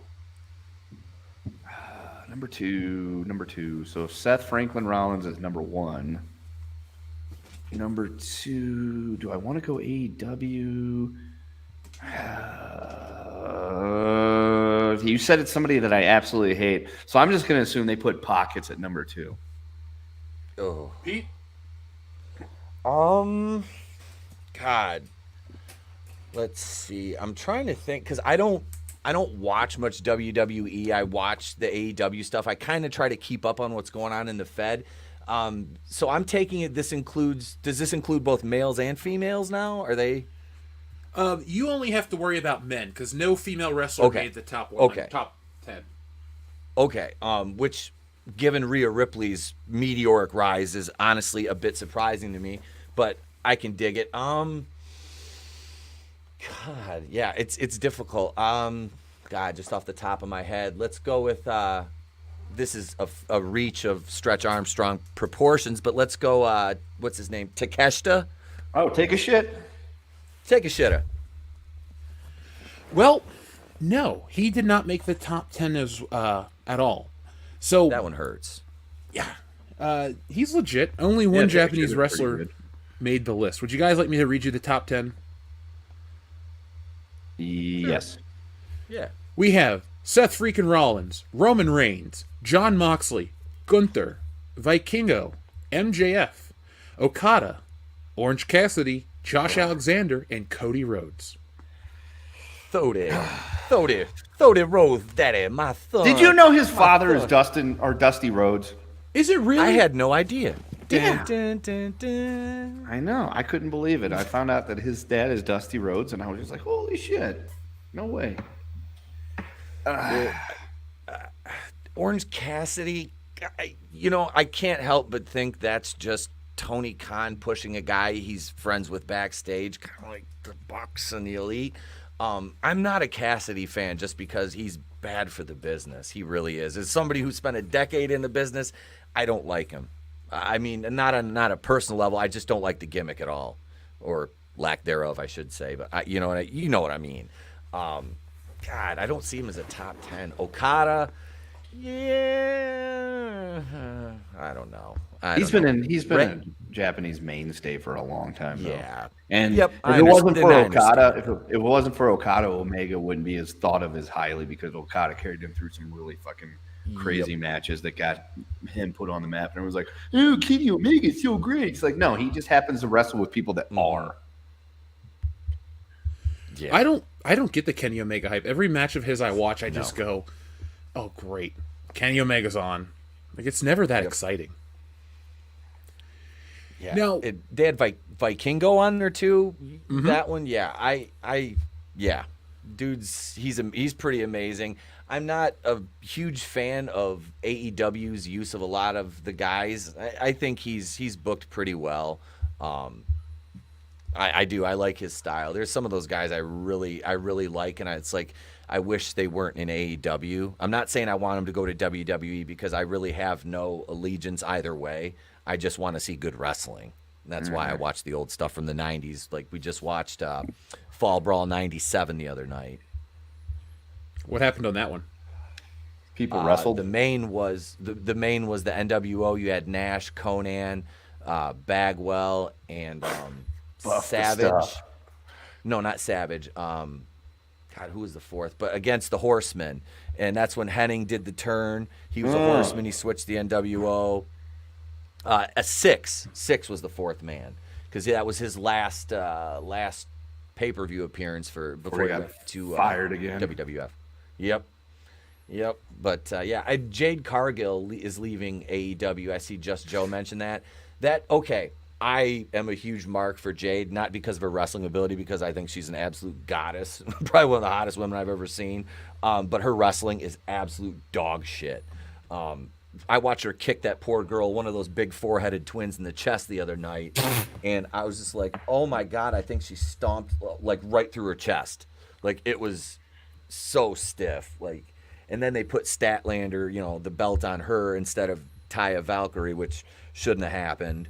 It was just, Jade has been, that's another one. Tony Khan likes the way she looks, so he books her, a certain way is the way it was. And she should have stayed away for about a year, went to Japan, went somewhere, learned actually how to wrestle, which she was trained by AR Fox. Guy's a great worker. I don't know what happened with her. She has all the athletic ability and look, but just, it's not translating into wrestling. It's not working.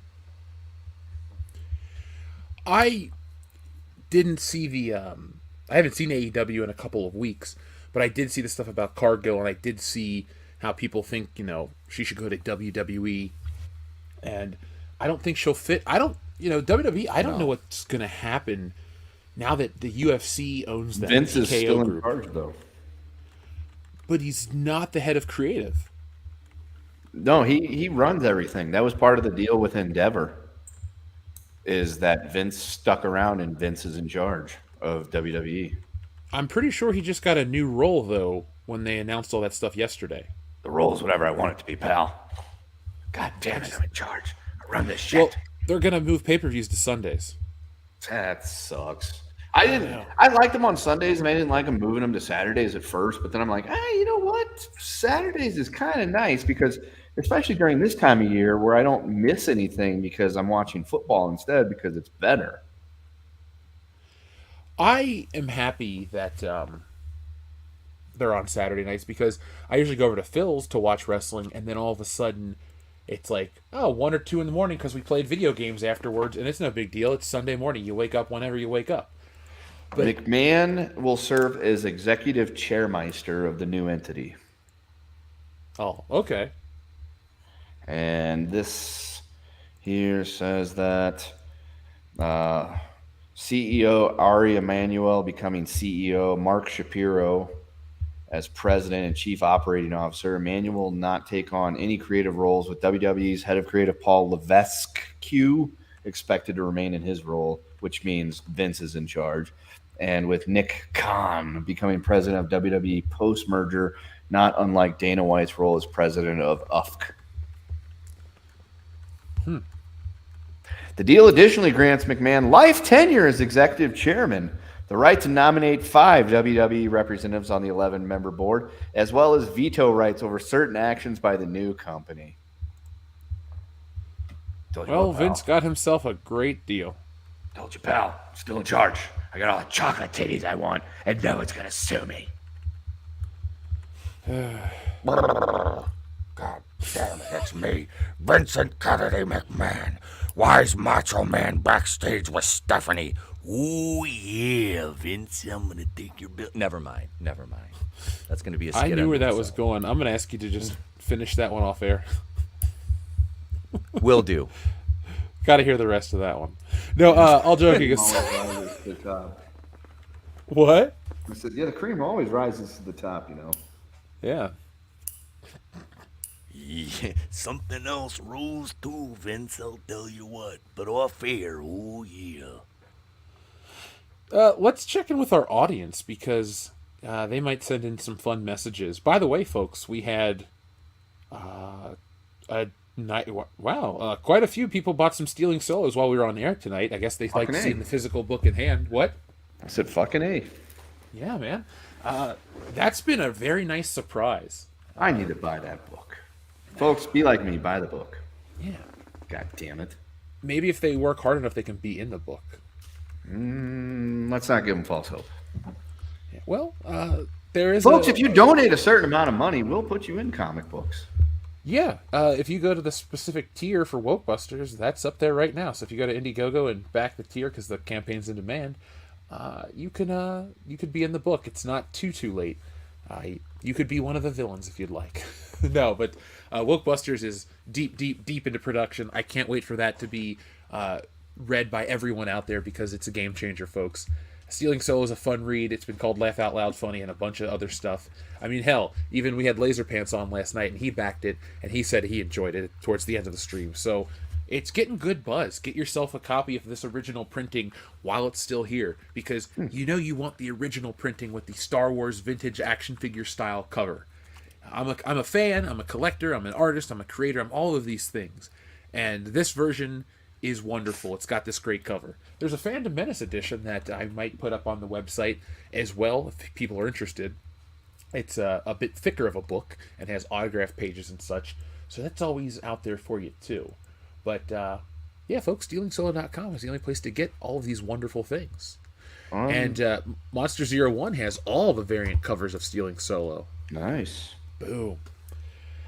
Monster 01, message me on one of our social media platforms. I have some extra Stealing Solo swag. If you have all the covers but you may not have some of the swag, if you'd like to get every piece and have a more complete collection, let me know. I'll send you some stuff as a thank you.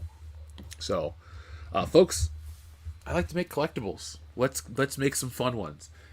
Finish Wokebusters, we'll jump into my personal project that I want to make, and then we'll jump into Termini-gro, and I guess I'm going to have to do the sequel to Stealing Solo, because that's going to be, sold out soon. So, Kendo, we'll have to have a brainstorming session. I'm 100% on board, but I've just caught this headline that's got my attention. You caught the what? The O-line that had your attention? No, this headline right here. Oh, what is this headline? Please share. Norwegian princess to marry amulet-wielding American shaman who teaches cancer is a choice. What? That's a lot to unpack. Yes. Durek Verrett and the princess have become increasingly controversial in Norway due to their alternative medicine and spiritual beliefs. Let me read through this a little bit more because I saw that and I'm like, what? So the princess has been engaged since June of last year to Verrett, who believes himself to be a sixth-generation shaman capable of curing diseases and communicating with spirits. So he's a bit fucking loony. Let's see. Incredible. The couple has done a series of speaking tours. The Princess and the Shaman. That sounds like a Disney movie, which features the two on stage discussing their alternative medicine and lifestyle, apparently, and spiritual practices. Verrett has become increasingly controversial in Norwegian society as his breadth of health claims continues to shock the public. The self-professed shaman has claimed at different times to be able to heal people with his magical amulet. That cancer is a choice the body makes when it no longer wants to live, and that casual sex impresses spiritual geometry inside a woman's vagina that attracts subterranean spirits and more. God damn. Cool. All right. What a Looney Tune. This is great. So there you go. If you get diagnosed with cancer, apparently your body has made that decision. It doesn't want to live anymore. But this shaman can show up with his magical gemstone and make everything better. Why do I feel like this is the guy from Seinfeld, Tor Ackman, with the triangles and George turns purple? I don't know. I was just like looking through some shit, and that pops up, and I'm just like, huh, that is weird. Why? Okay. Sidebar. We live in 2023. Yes. Communicating with spirits and magical gems and alternative medicines and things like that. Haven't we proved that most of that shit just is non-real? Like, we've proven, and we've got plenty of stuff to back us up that says, yeah, that's a bunch of bull honky. It's a bunch of malarkey.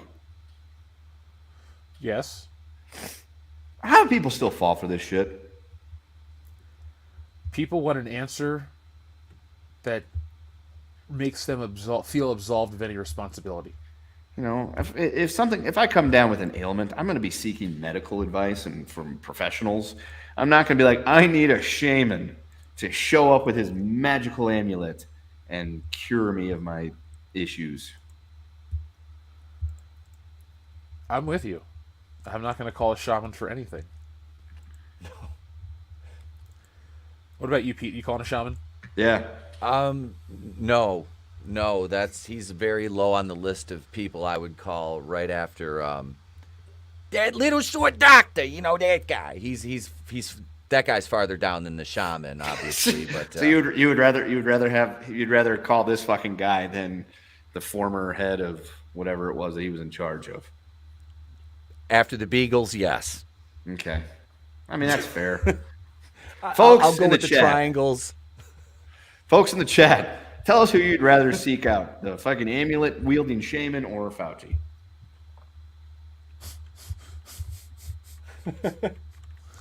We get weirder when it gets later. It's been a long week, guys. I know. I got so much to do still. That's okay. I can't complain because things are going good. So thanks, everybody. Yeah. We have to check in with our audience because we could have a lot of fun with some of the stuff they've been sending in. Let me get some water. That'll help. Sorry, folks. I also got an email. They're finally making Bulk and Skull action figures for the first time, and I have to buy them. Really? The first time? No, they'd never made those before. Nope. Wow. The only Bulk and Skulls that existed back in the day, they had these little mini ones. They were like 2-inch figures on a platform. They kind of were like an army man, but they had paint. That was the only Bulk and Skull you could get. You know what those two dudes should do to really capitalize on like the resurgence of the 90s and the Power Rangers and all that stuff? They should go out and they should create a place called Bulk and Skull Ranch, create their own beer, make their own podcast. There you go. That's all they got to do. Because clearly people will accidentally find them when they try to find the actual one that they copied. I wish the best of Bulk and Skull. I love those dudes. They're the funniest part of Power Rangers. Yeah, you know what? They were fine until one day I was trying to sleep in a hotel room and I heard their fucking theme song going off nonstop at 4 o'clock in the fucking morning, and there was no way to deactivate the cell phone that was playing that damn ringer to wake people up. Watching Power Rangers as an adult, I don't really see Bulk and Skull as the bad guys. I see them as the kids that are being bullied by the Power Rangers because Bulk and Skull have shit grades. They are hated by everyone. They are the outcasts. The Power Rangers are like Kimberly, what would be considered a mean girl, or is what would be considered a mean girl. So Kimberly would be this mean girl character, and the rest are these like uppity douchebags who have perfect grades. They do community service, and they really do, kind of treat Bulk and Skull pretty crappy. Bulk and Skull, maybe one time, if they would have just been like, hey, you can come hang out with us, maybe Bulk and Skull would have chilled out, and they would have been like, yeah, maybe Kimberly doesn't like me, but we can all be friends. Maybe they could have been Power Rangers in waiting, if they would have shown those virtues. But no, the Power Rangers are the real villain of the story. They're the elitist douchebags who didn't let Bulk and Skull hang out with them because they were poor and they had ugly parents. That's my theory. Or they could have gone the other way, lived in the basement and played Doom and had all the bad things that happened. True. That is much darker than I was going to take it. What? I was just going to say they were going to grow up and go live on a commune. What the fuck were you thinking? Never mind. I'm not going there. TLJ Screwjob says, when I watched the highlights of the Cowboys versus Giants, I was happy for Dion. Then I remembered he's a Lions guy. I hope Dion has a moment like Kendo when the Blues won the Stanley Cup a few years ago. Dude, I had that moment multiple times. The Blues won the Stanley Cup and the Chiefs won 2 Super Bowls. I mean, fuck. I've been spoiled lately. Although the Blues have just completely gone down the shitter the last year or so. And the Cardinals also equally suck. And the Chiefs opened up this season with a loss to the Lions at home. And I can't explain how that happened other than just poor play. Yeah, well, we had equally poor play. Joe Burrow did not score once after he scored that amazing contract. So, yeah, well, Unfortunately, sometimes that's what happens when they get paid. Their wallet just weighs them down. Come on, Joe. Fucking do better. So Georgian, thank you very much. He says, Couch Kendo. YouTube showed me a video that James Buchanan was the worst U.S. president. Was he really was he really as bad as Woodrow Wilson? Hulk hyperventilating, please. I Hulk do Kendo? like how I'm now Couch Kendo. Yes. That's what I would like to be, Couch Kendo. I would love to just be sitting here on the couch with most of the spare time I have just watching TV. So maybe that's what I should shoot for. Like once football season's over in a couple of months, then I can become Couch Kendo. I'll just change my handle. Okay, so here's what Buchanan did. Buchanan was a caretaker president that didn't do anything on the issue of what was happening in the states dividing even further in the slavery issue and things like that. He didn't cause the Civil War. That was probably going to happen anyway, but he sure as shit didn't do anything to prevent it from happening or slow down that freight train in any way, shape, or form. He just kind of sat there and didn't really get involved and just kind of let fucking partisanship become a bigger fire than it already was, and essentially didn't do anything, and then the Civil War broke out as soon as Lincoln got elected, states seceded, and all that other stuff. So yes, he was a terrible president in that he did nothing to fucking make anything better and just allowed issues to exacerbate, and then we eventually got the Civil War out of it. But Woodrow Wilson is on a different level of just jackassery that essentially led to most of the bad shit that happened in the 20th century. We wouldn't have had the rise of the Soviet Union and communism without Wilson, because if Roosevelt is the president or Taft, we probably get into World War I sooner, and the war ends before the Russians have their Bolshevik Revolution. Ho Chi Minh isn't cast away from the negotiations and maybe is allowed to meet with whoever our president is at the time, maybe, and he doesn't go to the Soviet Union and turn communism or Vietnam communist. China doesn't become communist as a result of it because communism never becomes a thing. We don't have a lot of the bullshit that we end up having, like the income tax and a bunch of other stuff, or the fucking Federal Reserve. And then World War I would have ended sooner. People wouldn't have had such butthurt feelings in Europe, and there wouldn't have been hyperinflation in a certain little country that rhymes with Burmany, and you wouldn't have had a charismatic dude that came along telling everybody that they're great and they're not this terrible country that's being shat upon by everyone around them, and bringing about a fervent, bloodthirsty society hell-bent on restoring the name of Burmany and its glory.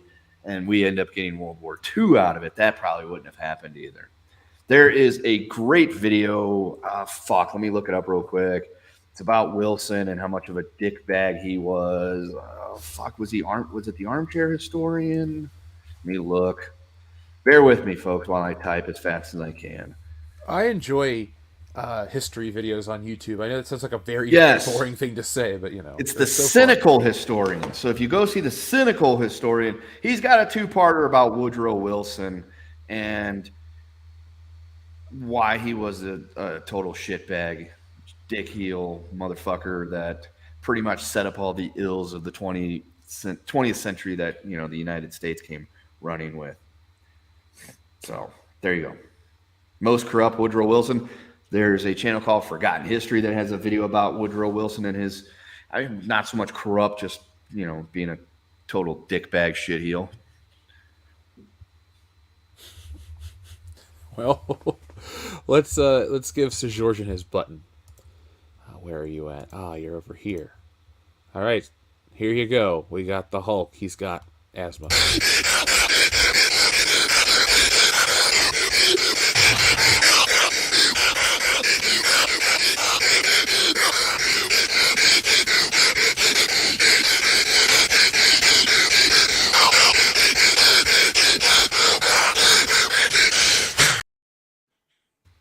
Whew. was intense, brother. That looks like that was all from the same promo. It was. Damn. Did he just Yeah, run it's, some gassers before then? I mean, it was 1988. Oh. No, sorry, 89, because that would have been WrestleMania 5. I hate you, Hulk Hogan, yeah! That's the best fucking Macho Man promo. Oh, God, I love it. What would you guys say the better Macho Man promo is, if there is one? Oh, man. God. Fuck. His promos on... I was just going to say his promos on Hogan were also just... They were filled with vitriol because he legit didn't like There it. was a lot of truth in those promos, and they make them Yeah, make he 'em really good. hated Hogan. We'll just say every promo Savage cut that involved Hulk Hogan. Yeah. Alright. Or his fucking diss track, Be a Man Hogan. Never heard that Oh, song. Be a man, Hulk. Ooh, yeah. Dude, the hook is you're running from Macho is what or come on Hogan, don't be scared, you're running from Macho is what I heard. That is the fucking like the hook in that song. So you're missing out if you've never listened to it. I need to. Yeah, you do. TLJ Screwjob, thank you. Empire equals run by men. Stable. New Republic, run by women. Bad. That is an extremely fair observation. Yeah, I don't disagree with your assessment. Well, who took down the Empire? A woman-led rebellion. So, I don't know what to say. They did a bad job, a good job, I don't know. Star Wars was better before Disney bought it. End of story. Moving on. Zombie Box Reviews says CGI is shit. We saw John Wick was Amber Heard and mocap. What? I don't know how to respond to that one. Overkill161 says instead of sending death threats, send slight inconvenience threats, such as threatening sending threats, hoping Ryan Johnson rips his pants in public. Button 43. Actually, can we make that actually, we can. I have the power. I run this shit. Folks, Yep. I want to make the slightly inconvenience threats a nice weekly segment for a while. So send us your slightly inconvenient threats to worldclassbs@mail.com. The best mail. I'm all for that, you know. I hope somebody, you know, just say, you know, hey, Seth Rogen, I hope your car battery, you know, you leave your lights on, your car battery dies, and you're stranded in the middle of the night someplace, and then you get shot. Yeah, but then Seth Rogen will be like, ha, ha, ha, that's anti-Semitic. Ha, ha, ha, ha. Because that's basically Like, I Seth didn't Rogen. say anything about cement. But hey, look, it's anti-driveway. I don't know. I'm all for that gravel, son. I don't even know what the fuck that means. He says you wanted a button 43. Here you go. You're an inanimate fucking object. I know that's Ralph Fiennes, but I don't know the movie. I think that's in Bruges. Oh, I've never seen that one.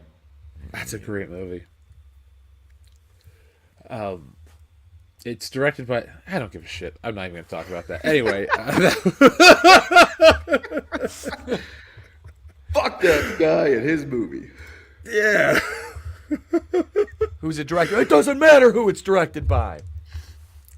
Adam Wofford says, Episode 2, WCBS and WCBS versus Werewolves of the Black Land of Mars. Dion hopes they don't bite my black ass. Coming this spring, 2024. We really, folks, help us continue to grow. We will make more of these projects for fun. You guys want fun stuff that can be great independently produced entertainment. So you got to remember the one thing. I refuse to put out anything that isn't up to snuff. So even when we move into the realm of like produced filmed entertainment, it will always be the highest level possible that we can achieve. So be excited for what we put out, because like my black ass sounds like it's just going to be a group of dudes laughing in a circle. No. When we make you that Termini-gro trailer and the subsequent Termini-gro comic book, action figure line, swimsuit, birthday cake mix, lemonade powder, and a soft scrub, we're gonna be, dependent on you guys to go in that adventure or on that adventure with us. So, folks, the only way to do that is stick around each and every week and listen to the deep thoughts of world-class bullshitters. So, Enrique Vasquez, thank you very much, Enrique. He says, "Hail, Jeff, or WCBS, 3 days in a row. Don't spoil us, Jeff. Gonna be doing more, man. I missed you guys. Did you hear from Valiant and Pro that the whole Star Wars franchise cost $11 billion? I did not. I will have to look into that and make a video. That'd be an interesting video to make, because if those numbers line up to stuff, that's a far cry greater than the $4 billion we've been talking about for many, many years." Chris Wicks, what is up, buddy? He says, "Greetings and salutations, hosts from the People's Champ and the People's Champ ETEP. How would you plug the hole in the Titanic that is Star Wars? Which director can save Star Wars? Which character, legends, etc.? Which movies or TV studios would you use?" That's a lot of questions. I ain't answering them. Well, he sent in a very nice $30 super chat, Kendo. So Yeah, but he likes Manchester United, so he doesn't have, he's got, issues. oh, so you have a bias against our pal Chris Wicks. Got it. It's not like the dude came all the way over from Australia to hang out with us at Star Wars Celebration. Yeah, it's not like I talk to him on a semi-regular basis either when we're not busy, but that's not the point. The point is, I don't think I have a point here. Let's see, how would you plug the hole in the Titanic that is Star Wars? Big League Chew. I mean, that stuff's pretty sticky. Gorilla Glue. Yeah. Gorilla Glue. It works on hair, too. Yeah. Which director can save Star Wars? Which characters, legends, etc.? Which movie or TV studio? So, as it stands now, it's never going to get fixed because the people that are in charge see it as a money machine instead of what it was, which was a beloved property that had lots of potential. At this point, is there a way to fix what's going on? No, because they bombarded people with way too much shit out of the Star Wars, tent that was crap and turned off a lot of fucking people. They learned that they can't just put Star Wars on anything, put it out there, and it just be something people go gaga over. Star Wars was big and important and special when it was like an event, when you waited 3 years to get the movie, and then you had to wait another 3 years to get the movie, and another 3 years to get the movie. Then they came along and gave us the same movie again, but wokeified before we even knew what shit that was. And then they gave us a disjointed movie from a self-indulgent, self-arrogant, self-filleting motherfucker that completely slapped fans in the eye, except for the douchebag fans. And then they gave us a completely discombobulated piss take of a film that spent half the film trying to piss on and shit on the previous film and essentially pointed to us and said, "You're all a bunch of idiots. You'll pay the money anyway."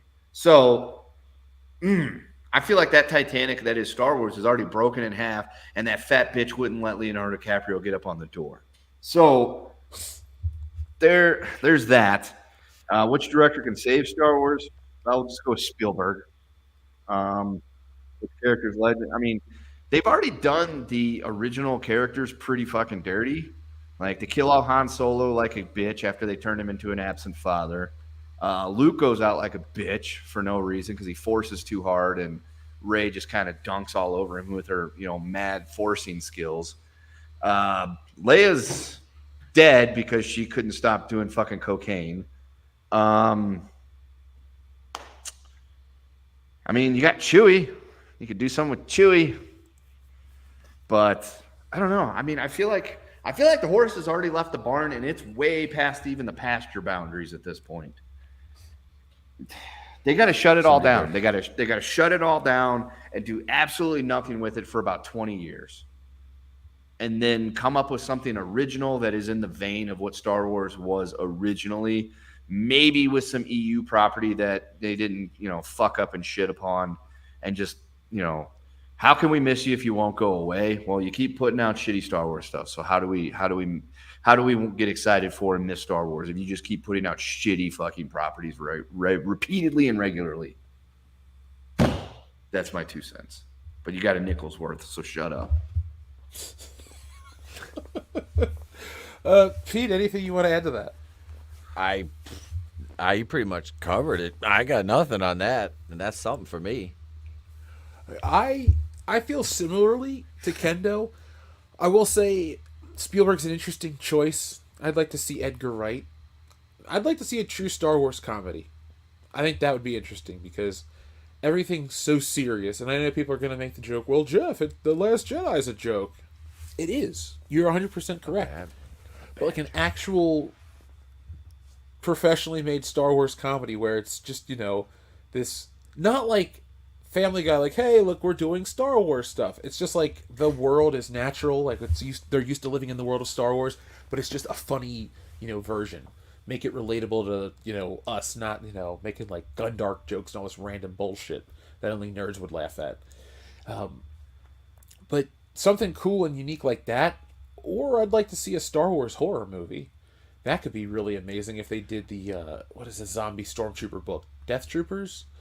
Where they find that Star Destroyer out in the middle of nowhere, and they go on board, and they're all zombified stormtroopers, and they eat them and shit. I never heard about that. That's real. That came out when I was in college. Check that one out, dude. See, I always wanted a Hoth horror story about like a bunch of rebels and some snow troopers that got left on Hoth, and they had but it would feature the Wampas that were in that room in the Echo Base. And, they're trying to survive, and all these Wampas are picking them off one by one. I just thought it'd be kind of a cool side story, but you could do that as like a horror, story. I thought that would be cool. I think Jim Wynorski should direct that. But all right, here's what you do. You can make want to see that. Yeah, here you take the Hoth horror story idea. It's great. What ends up happening is there's a few stormtroopers left and a few rebels left, and they're out of ammunition, and they could either bludgeon each other to death or fight with each other, but instead they realize their best chance of survival is actually to stick together. So they cross that divide a little bit to declare peace with each other, just in the name of mutual, assurance and safety. But what ends up happening is one of the Wampas gets in and they kill it, but somehow the Wampa blood gets on one of the people. And then they turn evil and they start killing everybody. But then they can't trust each other, and they got to figure out who is actually the bad guy. There's never been a movie like that before. It'd be perfect. Never at all. I was going to suggest you do have the rebels and the Imperials that are left on the planet get along, but food becomes scarce, and it could be like a whole Alive situation where there could be thoughts of cannibalism because they can't kill this Wampa. Like, the Wampa should be the villain of the story, and it should only be seen like towards the end. You should hear it, because I know we all know what the Wampa looks like, but you don't want to watch the monster just walk around in the snow. It's not scary. You want to have these guys at night running around in a snowstorm. You can hear the Wampa, and I would have it where the snow falls with such like a heavy pattern, but you don't know that the Wampa kind of just, it looks like he appears out of nowhere, and then as the snow blows away, so does he. It's just like this a cool effect. I could see this Star Wars horror movie right now. I would love it. Kind of like the Donner Party, but with Wampas. Yeah. You think we should take it that dark? I do. I do. That could be really good. If you want to go horror with it, yes, that was the concept. We've talked about it before, because I always thought that would make such a kick-ass movie. If given Star Wars wasn't owned by complete idiots, who just ravage its corpse at every chance they get, that would be a fantastic dark Star Wars horror movie.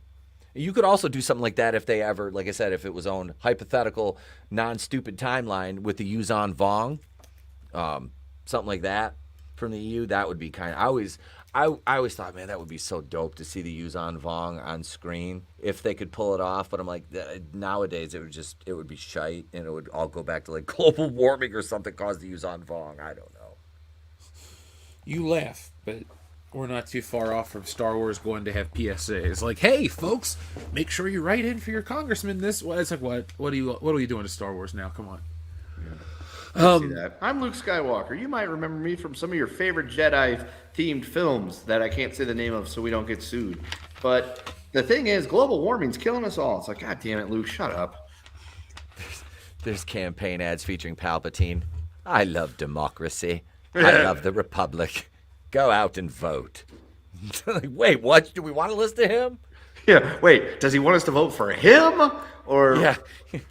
I'm not voting for a Supreme Chancellor. Hey, now, Kendo, what is the number of write-in votes a candidate has to be like? Let's see, you know how they'll do like random write-in ballots. How many people have to like receive that vote to be considered president? Is it even possible? you would have to receive to be considered. So if somebody could get written in order to win the presidency, is that what you're asking? Yes. They would have to receive enough write-ins to win the state and then win enough states to win the electoral college. Okay, so based on our last election where apparently 160 million people voted or some shit like that, you're going to need about 100 million write-in votes. Okay, I wanted to write a story. Maybe we'll turn it into a skit here on the channel where somehow they convince 100 million people to write in for this fictional person for president that people think is real. And it could just be this really like bizarre story of like how people broke the voting system that way. I think that'd be really funny. It'd be a comedy. It wouldn't be like some dark allegory for, modern day politics, but I mean, you could break the voting system real easy. Just put up, screens around where the counting's happening and just have a bunch of boxes show up in the middle of the night.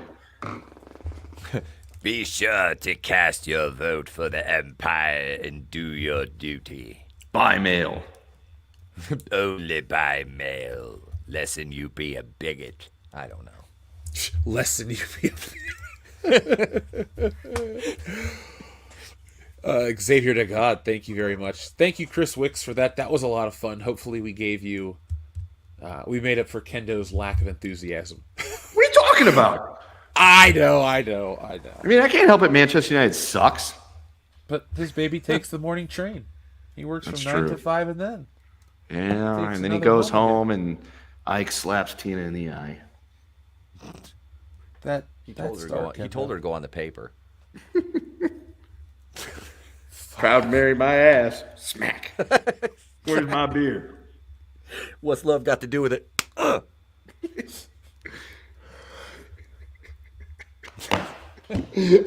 Folks, domestic abuse is not funny.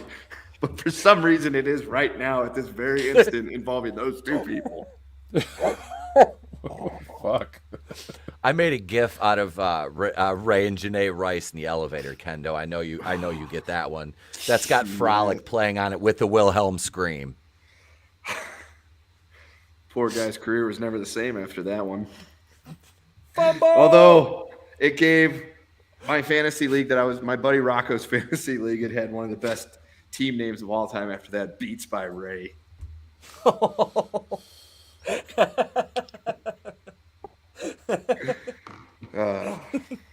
Spousal abuse is not funny, people. It is not. Not at all. Xavier to God says, I suggest to all you guys and Nick to check out the show Blue Mountain State if you haven't. It's about a college football life / drinking, weed, and other drugs. I mean, I'm all I've heard for of it. that show. I mean, it sounds like it would give me some recollections from my playing days that ended before college and high school, for that matter. Yeah, I'll give it a watch, Xavier to God. One of my friends at the channel that we've had on, Drew, the comic writer, he likes Blue Mountain State. He was talking about it at Horror Hound with us. Shrubbles08, thank you very much. He says, Oppenheimer in the film says he wished we should have atom bombed Germany, so Oppenheimer is racist against the Germans. I'll take a message and battle shits. Well, there we go. Now we have a confirmation. Well, that works. I mean, the Germans gave up before we had to put the atom bomb on them.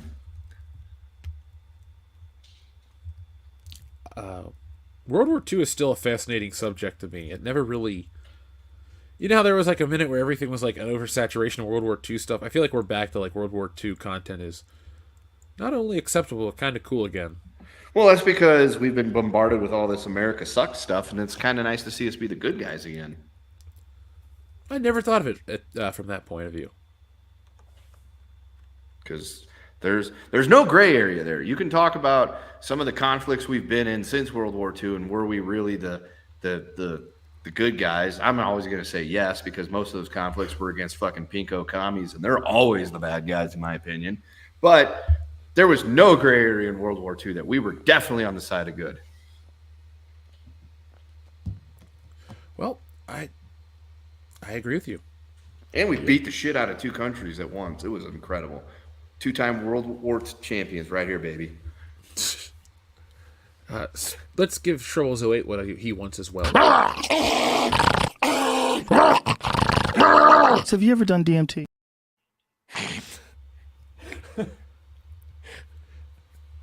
And he also requested this one. This is one of Kendo's all-time favorites. Message!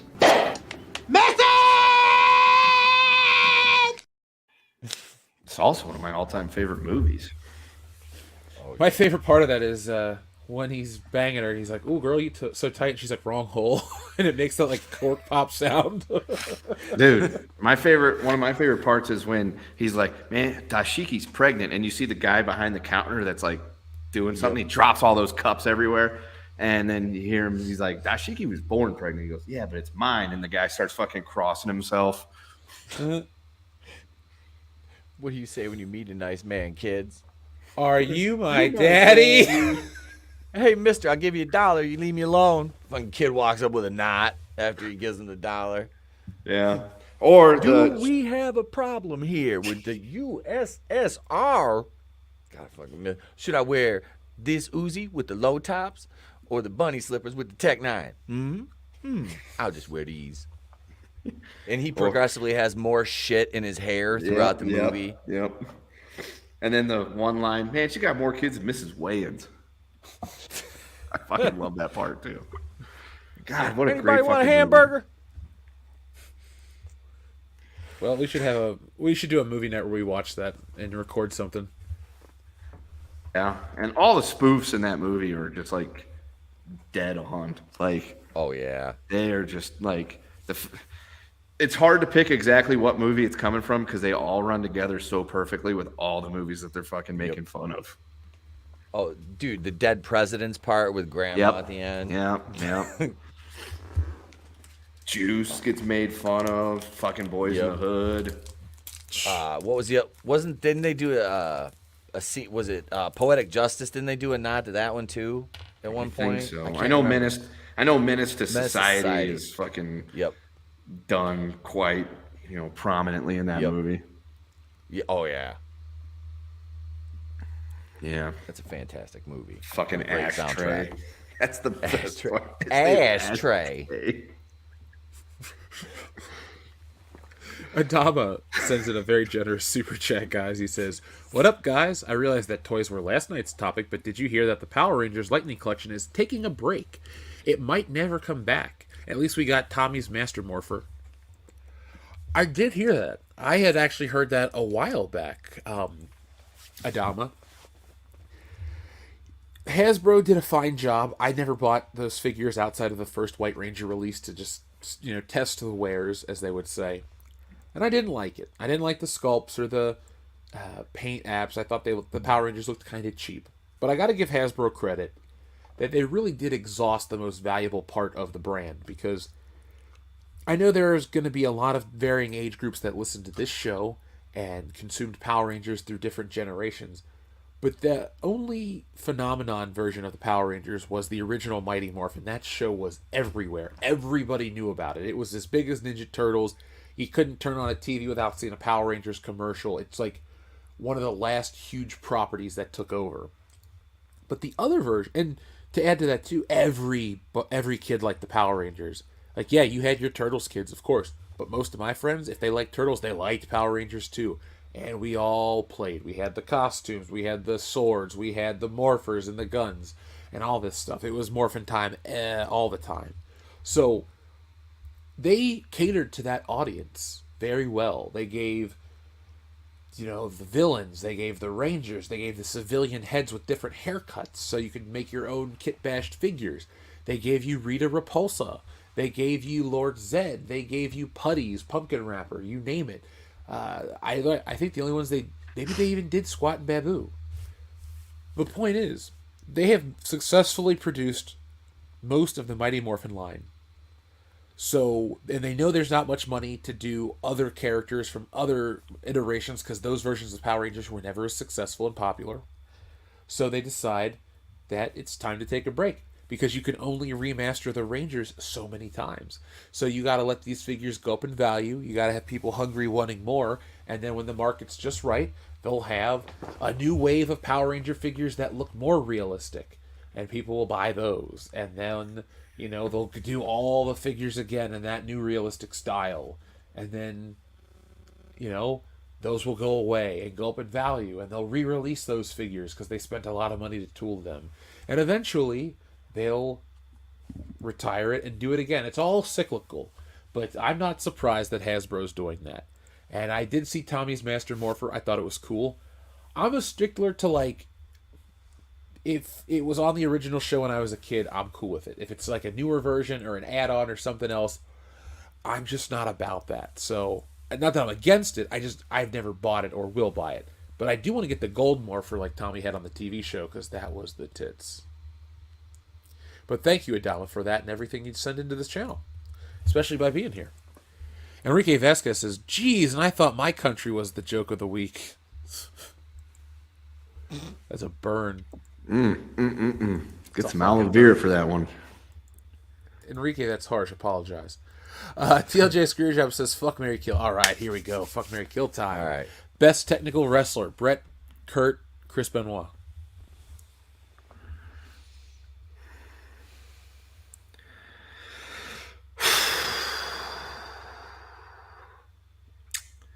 Best technical wrestler, Kurt. Oh, this one's a hard one. Damn. I'm going to kill Benoit, not because of the fact that he's a double murderer, but he did it already himself. Ha! There we go. No, kill Benoit because while he is an amazing technical wrestler, Brett and Kurt are better. So it's process of elimination. Oh. Are we talking about professional wrestling technical wrestler or just wrestle? Oh, see, because that's where it gets tough because technical would better, like professional wrestler technically would be Brett. But Kurt had that really great amateur background. He took the professional wrestling like a fish to water.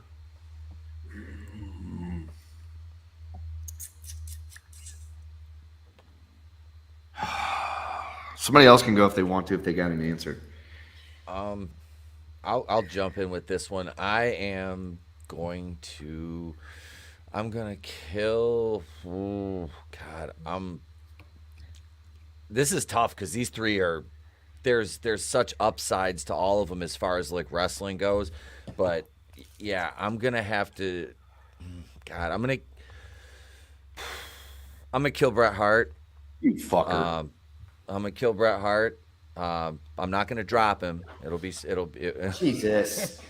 No, I'm gonna kill That's Bret a Hart. fucking mean comment. I have an Owen Hart action figure, but that's another story. Yeah, I've seen those videos. He doesn't work ladder matches well. Yeah. I'm gonna kill Bret Hart. I'm going to. I'll have to fuck Kurt Angle and marry Benoit and end up on a Bowflex machine eventually. See, here you've heard it here, folks. Pete endorses child murder. God damn it! Hope none of my students are listening to this. But yeah, that's mine. That's mine. I will. That's a lot of personal because I've never was the biggest Bret Hart fan. I do acknowledge his excellence of execution, though. I still just that's this way I feel.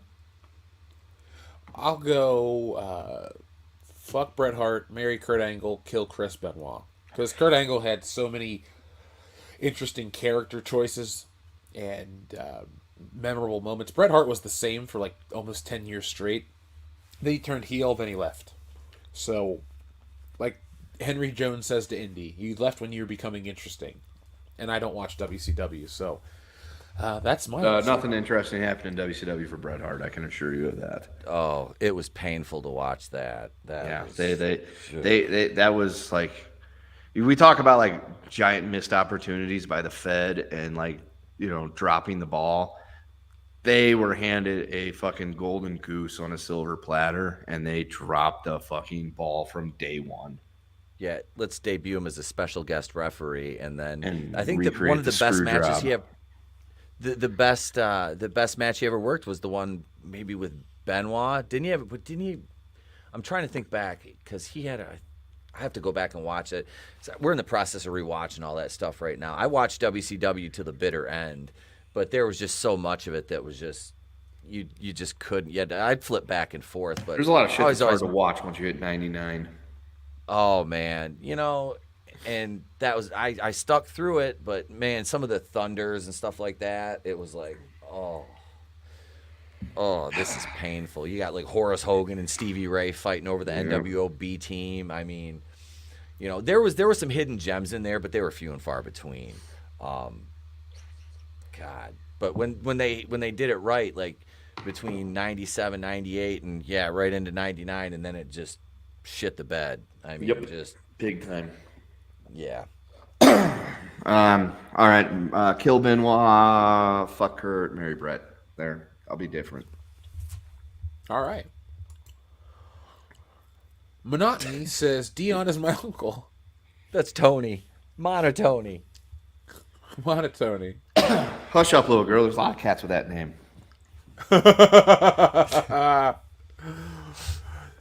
TLJ Screwjob says Savage trashing the human spider was pretty good. Yeah. And I'm surprised there hasn't been And- calls to cancel that movie or parts of that movie because of the line about that's a nice outfit. Did your husband or boyfriend make it for Did you? your husband buy it for you? Yeah. Yep. Surprised they haven't come after that one. And you got Macho Man delivering one of my favorite lines that I've used 100 times with fetish hookers. I got you for 3 minutes, freak show.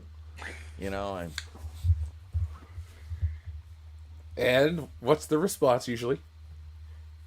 Nothing. They're gagged. They dial 911. It's something like, "Roar!" I didn't tell him the safe word. Anyway. Oh, Jesus Christ. All right. Wow, that just got weird. Yeah. Hey, it's let's fine. get- It's fine. We're fine. It's all above board. How are you? Zombie Box Review says the CGI dog poop in John Wick, my bad.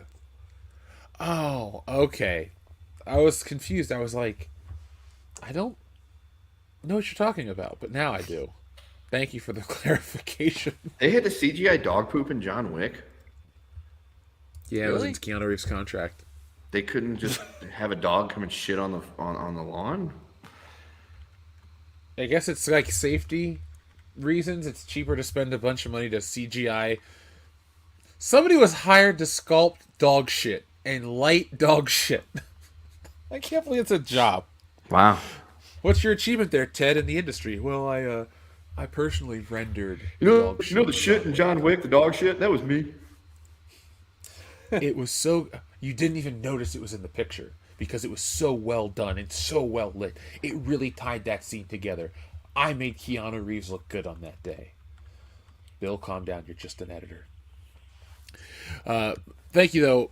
Monotony says Palpatine would have released the Epstein client list. Jesus. He probably would have, though. Do it.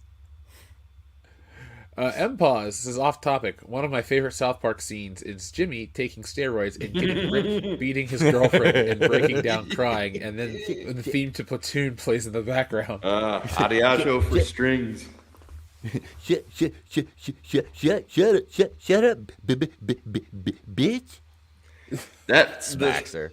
I'm right there with Impause. That is one of my favorite South Park scenes. That's actually one of my favorite episodes of South Park. It's called Up the Down Steroid. I was going to say up the down steroid. I think it's season 8, episode 4 or 5, maybe.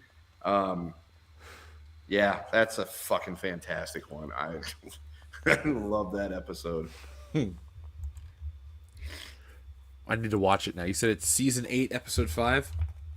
Should be season. Let's see, Up the Down Steroid, season 8, episode 2. Okay, I knew it was season 8 because yes, season 8, episode 1. I think is like my favorite episode. Yeah, that's my favorite episode of South Park ever. Good Times with Weapons.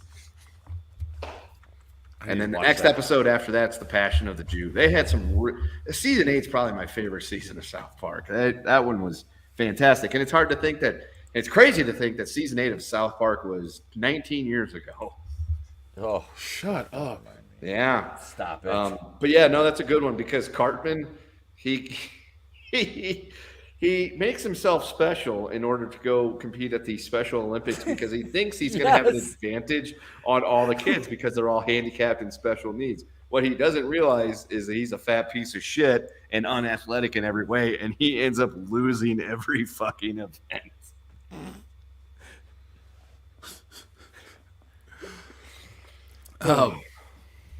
Yeah, they don't make them like they used to. Adama, thank you very much for your generous super chat, as well as you two, MPaws. Greatly appreciate both. Hello again, everyone. What do you think about LA Knight agreeing to rematch with The Miz? Also, who gets traded to Raw for Jey Uso? It's me, Austin! We will press you the button in just a moment, but let's answer those questions. I think it's good to continue the LA Knight Miz feud, because you got to give Gunther some more time with the belt. But I do think LA Knight's the guy to take that title off of him. Agreed. And picking up some wins against The Miz is a good way to do it. He needs to build up some wins against some, well, I would say credible people, but in the pantheon of history, decent people. Plus, The Miz is brilliant on the microphone, so gives you some banter back and forth. So you can have a program going that way as well. Can I just say it was brilliant of LA Knight to basically call Kevin Nash stupid without calling him stupid? Yes. Correcting him on that. That was, and I say this as a huge Outsiders fan, but I was always more of a Scott Hall fan, but this was brilliant on his part. And yeah, it was great. You know, if I was an idiot, is that what he said? If I was an idiot, I just saw a clip of the video. I think somebody posted it in the chat, the group chat that we have. It was like wasn't it a short of that or something, a reel? It was funny though, because that was the first time I saw it. I was like, oh my God, he just made Nash look like a stupid. That was beautiful. That was beautiful and accurate, very accurate. Yes. Also, who gets Kevin traded? Nash got so mad he blew a quad during that joke. Who gets traded to Raw for Jey Uso?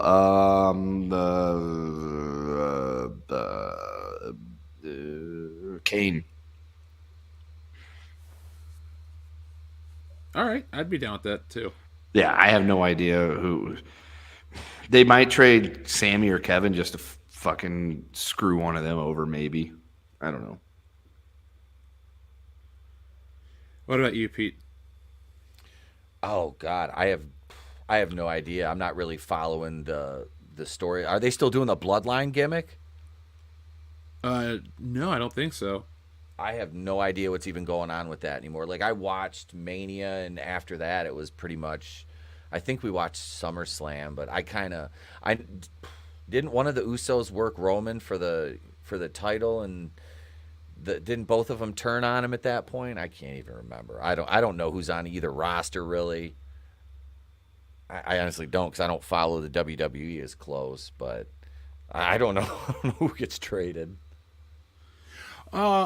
I'm going to guess, honestly, if I want to give you a real answer, I'm going to guess they'll trade somebody like, let's see, they're trading him to Raw. Maybe like Rey Mysterio?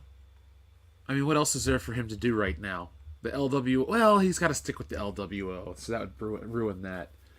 And he can't break up the Bailey group either. Maybe Grayson Waller, and they'll do that Grayson Waller shit over there, trying to make that guy a bigger deal. That could work. You know, if they were going to bring back stables, they brought back the LWO. Why didn't they bring back the Mexicools? Yeah, on their wand ears. Yeah.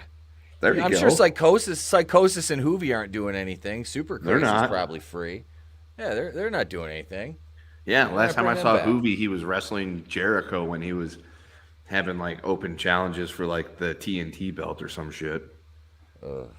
Hoovy's like one of the most I liked Hoovy, but God, he was so unsafe in the ring. Oh yeah, he was fucking crazy. Lord. He didn't care. I've worked with guys like that. It's funny, 3 of the guys I used to book are in Impact now. I worked shows with these guys. I used to book them, and they're an impact. I'm like, I'm kind of Nice. happy for him. Kind of happy for him. Thank you, MPause. That was a great question. Headcase Laboratory says, fuck, marry, kill. Batman Who Laughs, Carnage, and Ray Skywalker. Kill Ray Skywalker. And that's pretty much all you need out of that one. But fuck the Batman Who Laughs and marry Carnage. Yeah, I'm gonna do the same one. I hate to, give a repetitive answer because I want to, give a better one. But yeah, I agree with that. Question: Ray Skywalker, now since Daisy Ridley plays the role, do her two twin sisters come with that package deal as stunt doubles? Because that could drastically affect the outcome of my answer. But no, I have to basically, like you said, I hate to stay the same, but yeah, there's really no other options there. Well, Headcase Laboratory, thank you very much for sending that. So, let's check in with the chat one last time before we put this baby to bed. This was a fun show. Is there anything else you guys want to talk about? Is there anything we missed this week? It's been kind of a weird couple of weeks in terms of the YouTube game and content. So, folks, follow us on Rumble, follow us on Twitter, follow us on Instagram and TikTok to follow WCBS everywhere we go. We're going to be traveling quite a bit. So be on the lookout for that and travel with us. We're going on a journey. And we're going to eventually, maybe starting next week, start talking about how I want to take the channel to Japan in 2025 for Star Wars Celebration. But we got to raise some funds and do some cool stuff. So let's get creative together. But Kendo, you've never been to Japan, correct? No. Well, that's the first time for everything. Yeah, I want to go there because that's where Nintendo World's at. There's one in LA. It was awesome. Okay, the good Nintendo World. If the one I attended was the bad Nintendo World, then holy shit. I can't wait to see what the good one is, because that was one of the It's in coolest California. experiences ever. So, I mean, there's already some negatives right there.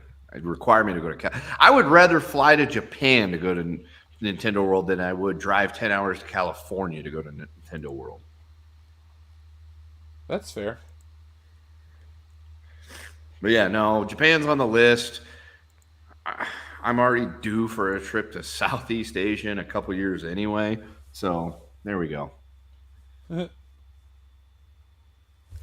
ETEP, anything else you'd like to say? If anybody's interested, you can come check out my channel. ETEP Wakui's the place to be reviews. I'm going to do a new Macho Man video tomorrow. I'm not sure what he'll be reading yet. You'll have to tune in and find out. Same Macho time, same Macho channel. Oh, yeah. And, I got Saturday night's main event this weekend, too, with the crew. And we're playing Mario Kart afterwards. And, I got to get I got a review of Hell House LLC 2 and 3 that I've been kind of kicking around. I got to do those. And I'm working on stuff for Halloween. We're doing a different classic pay-per-view watch party every Tuesday in October, which we're going to have fan voting for that. So we're going to watch a different Halloween Havoc every Tuesday. And up until then, we're watching Fall Brawls on Tuesdays. So, and, we stream almost 7 days a week. So, yeah, that's what I got going on. Busy and teaching school and all that fun stuff, too. So that's fun. I got my whistle. I'm like the gym teacher in Beavis and Butthead. Whoa, Beavis and Wait, buzz cut? Principal Vic Strickland. Or Vic Vicker. Except I'm bald, My hair just migrated south.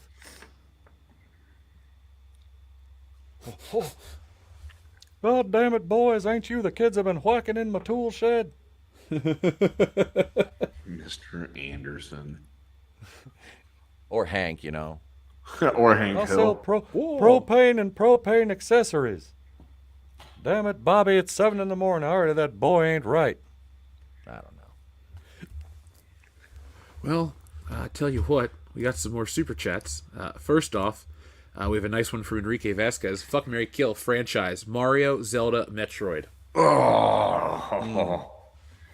Killing Metroid, because that's my least favorite of the three. Fuck Mario, marry Zelda. Pete? God damn it, Kendo! And that's hard. My mind. That I was never much of a Metroid fan, so killing Metroid is easy for me. But the choice between Mario and Zelda, is that's hard. A very difficult one. But yeah, I'm gonna have God.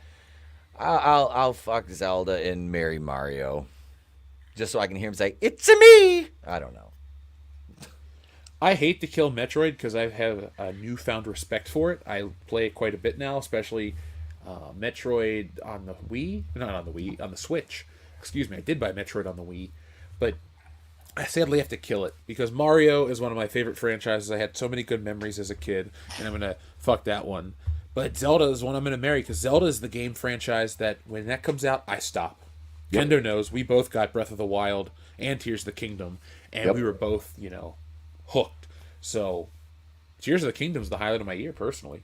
Mm-hmm. Yeah, when a new Zelda game comes out, my life ends socially, spiritually, responsibility-wise for a while because it's like I need to focus on getting everything I can out of this game and dragging it out so I don't beat it right away and then fucking ruin my day.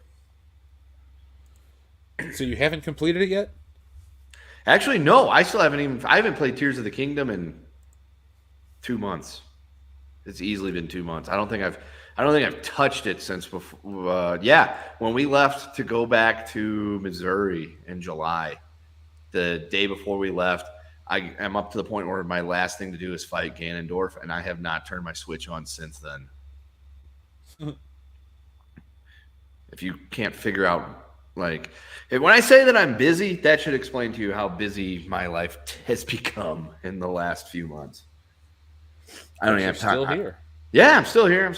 I'm here with the gear. But you told me that the boss fight takes an hour, and I'm like, I just don't have an hour to sit aside to do that final fight. I've been meaning to. There's been times where I come home like, I've got a couple hours. Maybe I can finish, Tears of the Kingdom, and then I'm like, no, because I need to do that, but no, I have to read all this shit and type up a forum post, or I got to grade these tests, or I have to sit here and just think about how I'm not at work. So there's a lot of stuff.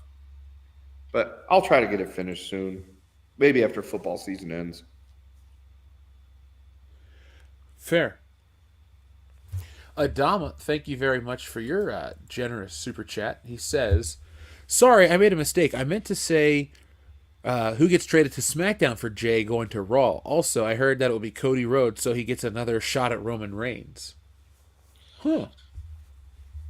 I mean, that would be a way to avoid having to have Cody win the Rumble again, but then you're painted into the box of the Rumble winner having to fight for the title. So, yeah, it's tough to decide. I'm still going to get straight to SmackDown. I'm still going to say that I think they'll move Sami Zayn over there just because they want to try to rekindle some of that bloodline magic that has faded hard in the last couple of months. What about you, Pete? Do you have anything else to add? I have to say, the bloodline angle, I can see a little bit of the attraction of it at one point, but what killed it was that 40-minute promo on, I think was it the 1,000th episode of Raw, when they came out for the first 35 to 40 minutes of the show and cut that promo. They're just all sitting in the ring. I was like, oh my God, I can't do this. That just killed the whole thing for me. I just lost after that. I was like, I no longer care. Yeah, it's been years since Roman Reigns has really lost a match legit. I don't like those kind of championships. I don't like those kind of reigns. They're boring to me. I like to be on the edge of my seat. Anybody could do it. There's a lot of guys fighting for the top. The Roman Reigns matches are slow and kind of repetitive. They all end the same way. So, yep. Thank you, Adama, for that, though. Xavier to God says Blue Mountain State is on Tubi. It's 13 episodes each for 3 seasons and has a movie to watch after the show. Well, there you go. Go over to Tubi and get it. I'm going to have to check it out. I will too. Tubi's actually one of my favorite streaming things because it doesn't cost anything, and there's always like wonderful little gems on there. I think I have it on the Roku. I have it on the Roku, and I think I have it on my sex box. I still haven't hooked mine up. But Xavier to God, we'll check it out, Kendo. If we both get a chance to watch it, maybe we'll turn it into something on Patreon. Who knows? Yes. I'm trying to think when the hell can I watch it. We'll try to watch an episode sometime in the next week. Cool. So, unless the audience has anything else they want to say to us, guys, I'll ask you one last time before we go. Anything else you want to say? No. Free Yayo. For Dion, who had to step away. Thanks for having me on again, and it's been a blast, man. It's been a blast. I appreciate it. It's our pleasure having you, man. You always add a lot to the show. Folks, remember, if you want more of Etep Wakuyan, you know to go to the Place to Be reviews here on YouTube. He's got a great channel with a lot of fun content, and it was a blast having him on tonight. So, Adama, what was your button again? I'm glad you said don't forget my button. Oh, yeah, it's me, Austin. That's the button you wanted. So, I will use this to close out the show, folks, and then we'll hit our regular outro. So, until next time, folks, be smart, be safe, be cool, but always be excellent to each other. .com. Who's that Pokemon? It's Dead. Who's that Pokemon? Who's that Pokemon?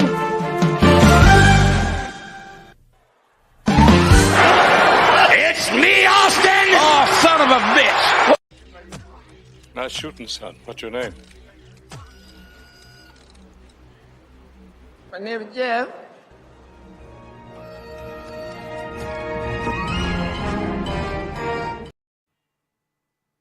Chat rolling before the RoboCop outro could play. From our friend Enrique. Enrique says, fuck, marry, kill. Zelda, A Link to the Past, Ocarina of Time, and Tears of the Kingdom. God,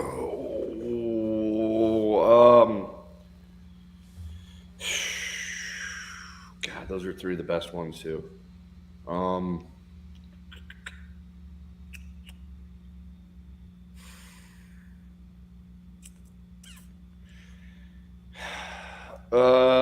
Process of Elimination says kill Link to the Past. Fuck Ocarina of Time and Marry Tears of the Kingdom due to recency bias. And you're not just saying that because that's what I think? No. Okay. Then that's fair. Pete, have you played these games? I've played A Link to the Past. That is the only one I've played out of these. You never played Ocarina of Time? No. Nope. I have not, sir. I just started playing A Link to the Past on the Switch when I downloaded the Super Nintendo games. Damn, you suck at life. I do. I'm too busy doing Macho Man impressions. Well, there you go. And that's something you can do is you can play Ocarina of Time and narrate it as Macho Man. And then after you shoot your vocal cords, then, you'll appreciate how great of a game it is. Right? It's bad enough doing a 30-second to 1 minute short of that, let alone narrating an entire game, man. It's Macho. All right. Well, folks, we gave you our answers, so thank you for watching. Be smart, be safe, be cool, but always be excellent to each other. Eat dick.